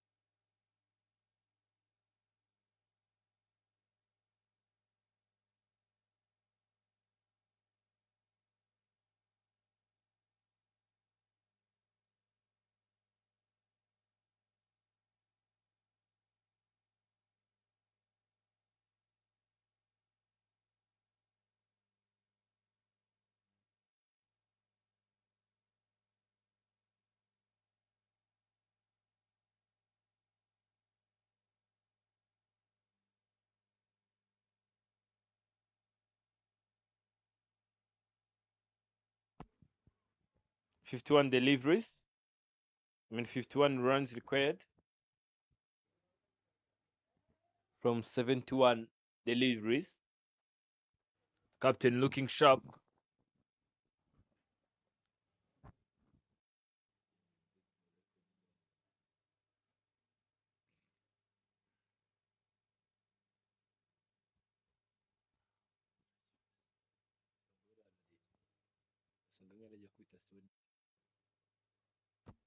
What a turn from the captain, Irozin. 3 more deliveries.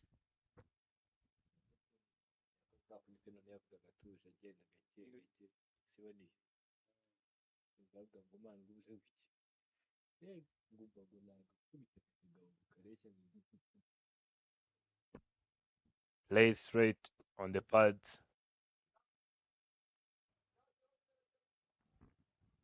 Let us see how this ends. The required run rate and the current run rate are in balance.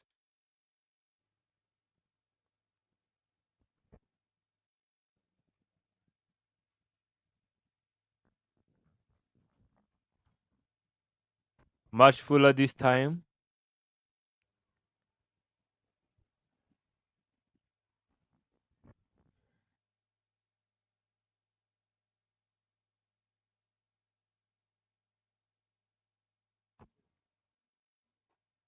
Played up in there, but the bowler was not aware of that. She didn't see that one coming.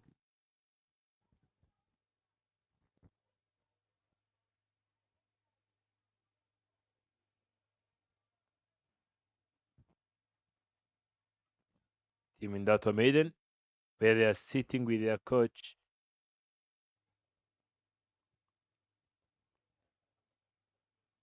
Overs which have been played are 9 and 37 runs on the board.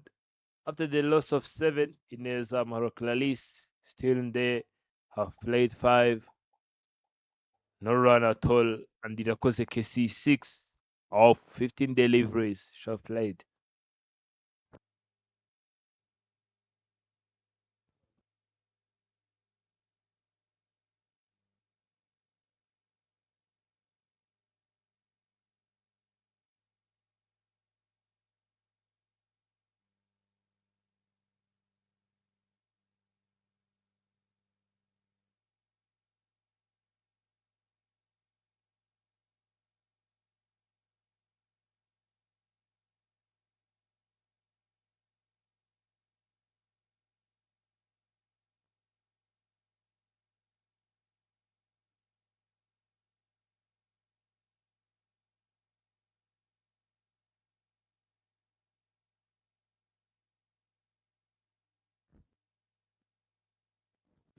Josiane Nyirankundineza comes back, and this time round she will come back with a wicket,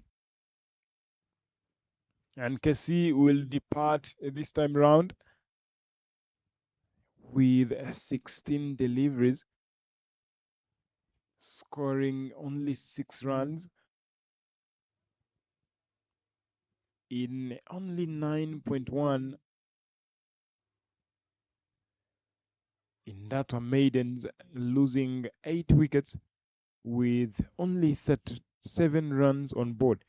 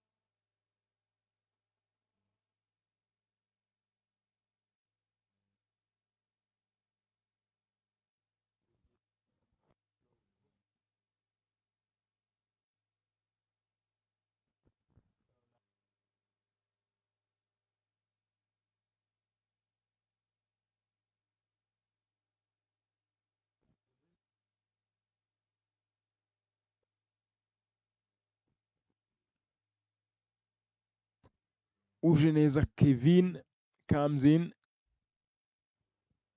joining Ineza Mahoro Clarice. But the two, they are looking to swing the bat. Not sure if they will find anything, or all the fielders in the infield inside the inner ring circle. And that shows you how confident Sorgote women's are in them trying to restrict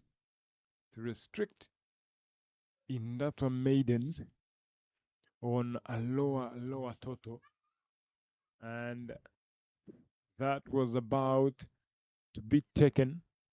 Those are half chances. Just need to commit and give your all and see how it goes. And Josiane Nyirangundineza with 2 legal deliveries to come to continue. To complete her second over. Has hit back to the bowler with one more delivery. Can she get a maiden wicket? Can she complete or close off the over with another dot ball?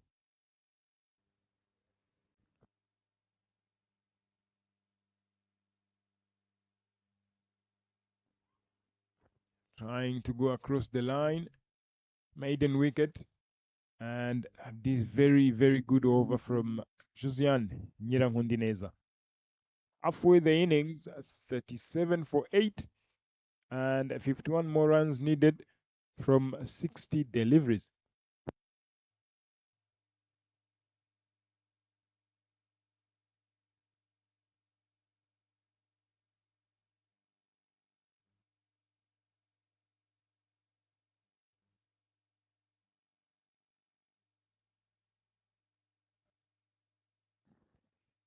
With now Gahanga offers a lot.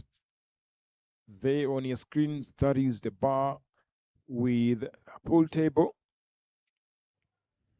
You could see some people there enjoying the pool table at Gahanga. That's the beauty of just going out, get to Gahanga on a Saturday, on a Sunday. Enjoy the nice views. And again, enjoy whatever Gahanga Cricket Stadium can offer. And of course, with you watching 2 games in a row, sitting in the middle, ground A and ground B. That's up in the air, but nothing. A run out chance, but the throw wasn't right on the money. And Sorgathe needing only 2 wickets to win.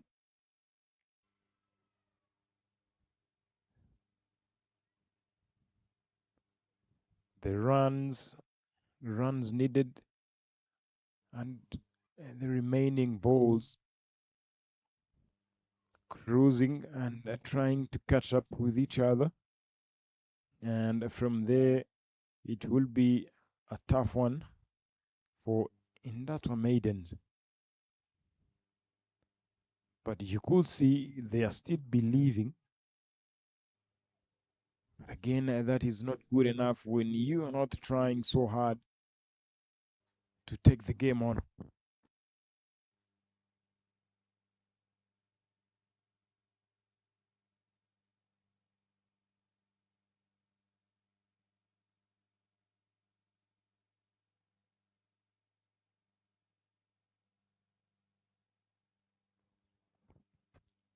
And Sylvia conceding 1 run so far. She is bowling her second. Last delivery. Last delivery finishes with a dot ball. Having conceded only 2, picked up 2. And now the required run rate has gone up 5.5 with the current of 3, which is not good enough at this particular stage of the game, needing 50 of 54. And this is the Rwanda Women's T20 Cup. And of course, it is powered by Dafabet, Sportsbox, Fireflies, and as well as Rwanda Cricket Association. 38 for 8 in 11 overs.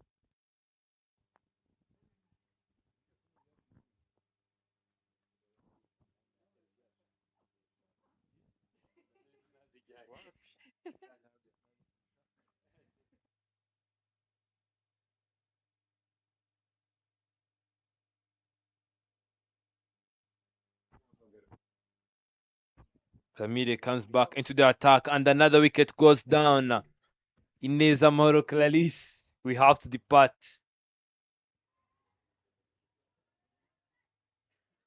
Look at the celebration and the laughters on their faces. Team Sorwate dominating all over the ground. The line and the length was good. And Sorwate loses the 9th. 50 runs required from 53 deliveries. Is it a confidence? Is now the new batter in. Ujeneza Kevin and is there confidence on the crease?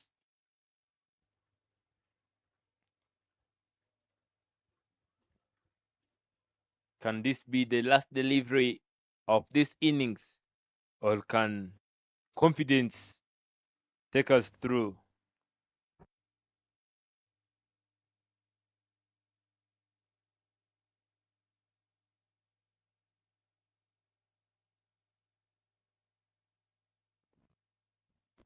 That's our Maidens. Look at the dugout, of which I think they are not that.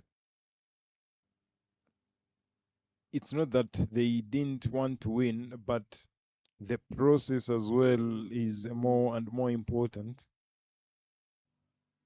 because the process, it didn't go through as planned, losing the power play and again losing so many wickets in clusters. Oh, good lord. And Kamire Teta Abumsa finishes things off in style with another wicket through the gates. And that will be it for Indato Maidens.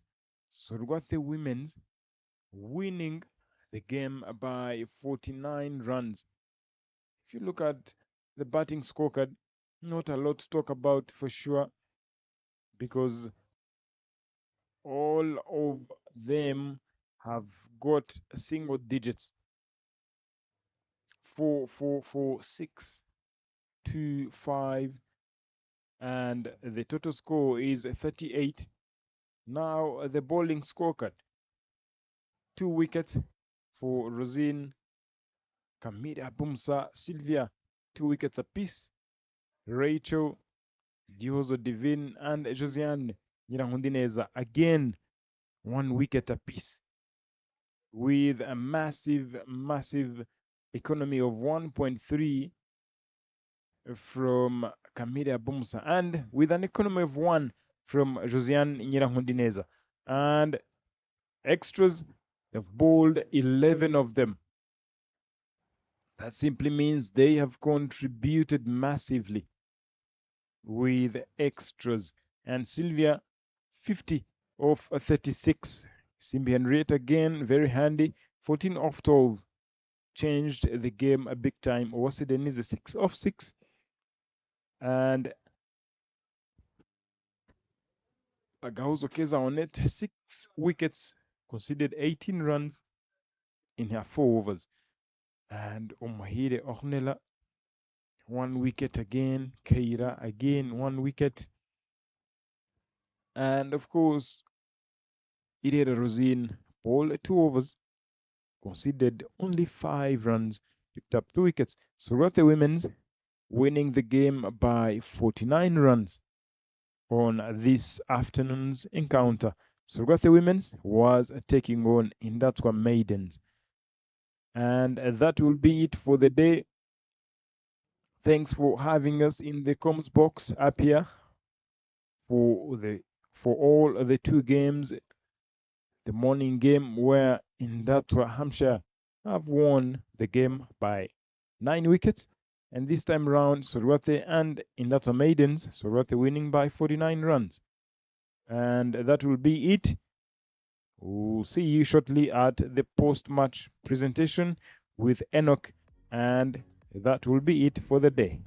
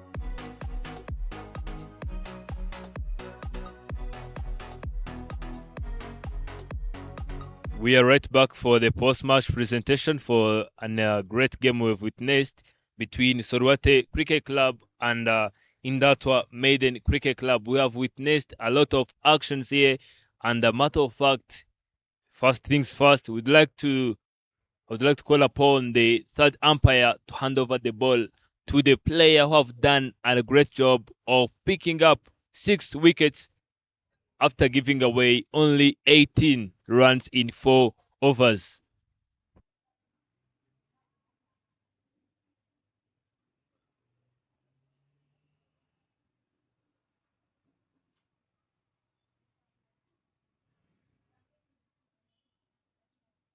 That was one of the most iconic things happened there in that previous game we've witnessed.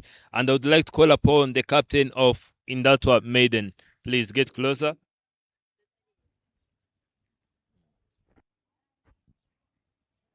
What went wrong? It's long good, but we started good. Our end is not good. It's bad. What's the plan for the next game? We will continue to work hard and to build partnership. All the best, captain. Thank you so much. I would like to call upon the winning captain, Rosine Irera for Sorwate. Captain, congratulations. What are the positives have you picked in this game? Thank you so much. First of all, I'm congratulating my team for this win. It was really hard to get it, but we managed. And the positives I can imaginably say, even proud of talking about Sabjima and CV, having that half centrally, and after losing that wicket in Crusters, they're resilient and patient. Yeah. Please talk about that delivery which took you out. It was very beautiful bowling. I can even thank that one young one on it. That was massive bowling. She have to keep doing that more than how she does. Okay, once you get out, please give her some tip. I did. Thank you, captain. Pleasure. I would like to call upon the player of the game, and she is the player who have played 36 deliveries and have got 50 runs and picked 2 wickets when she was bowling. And I would like to call upon once again the third umpire to hand over the trophy.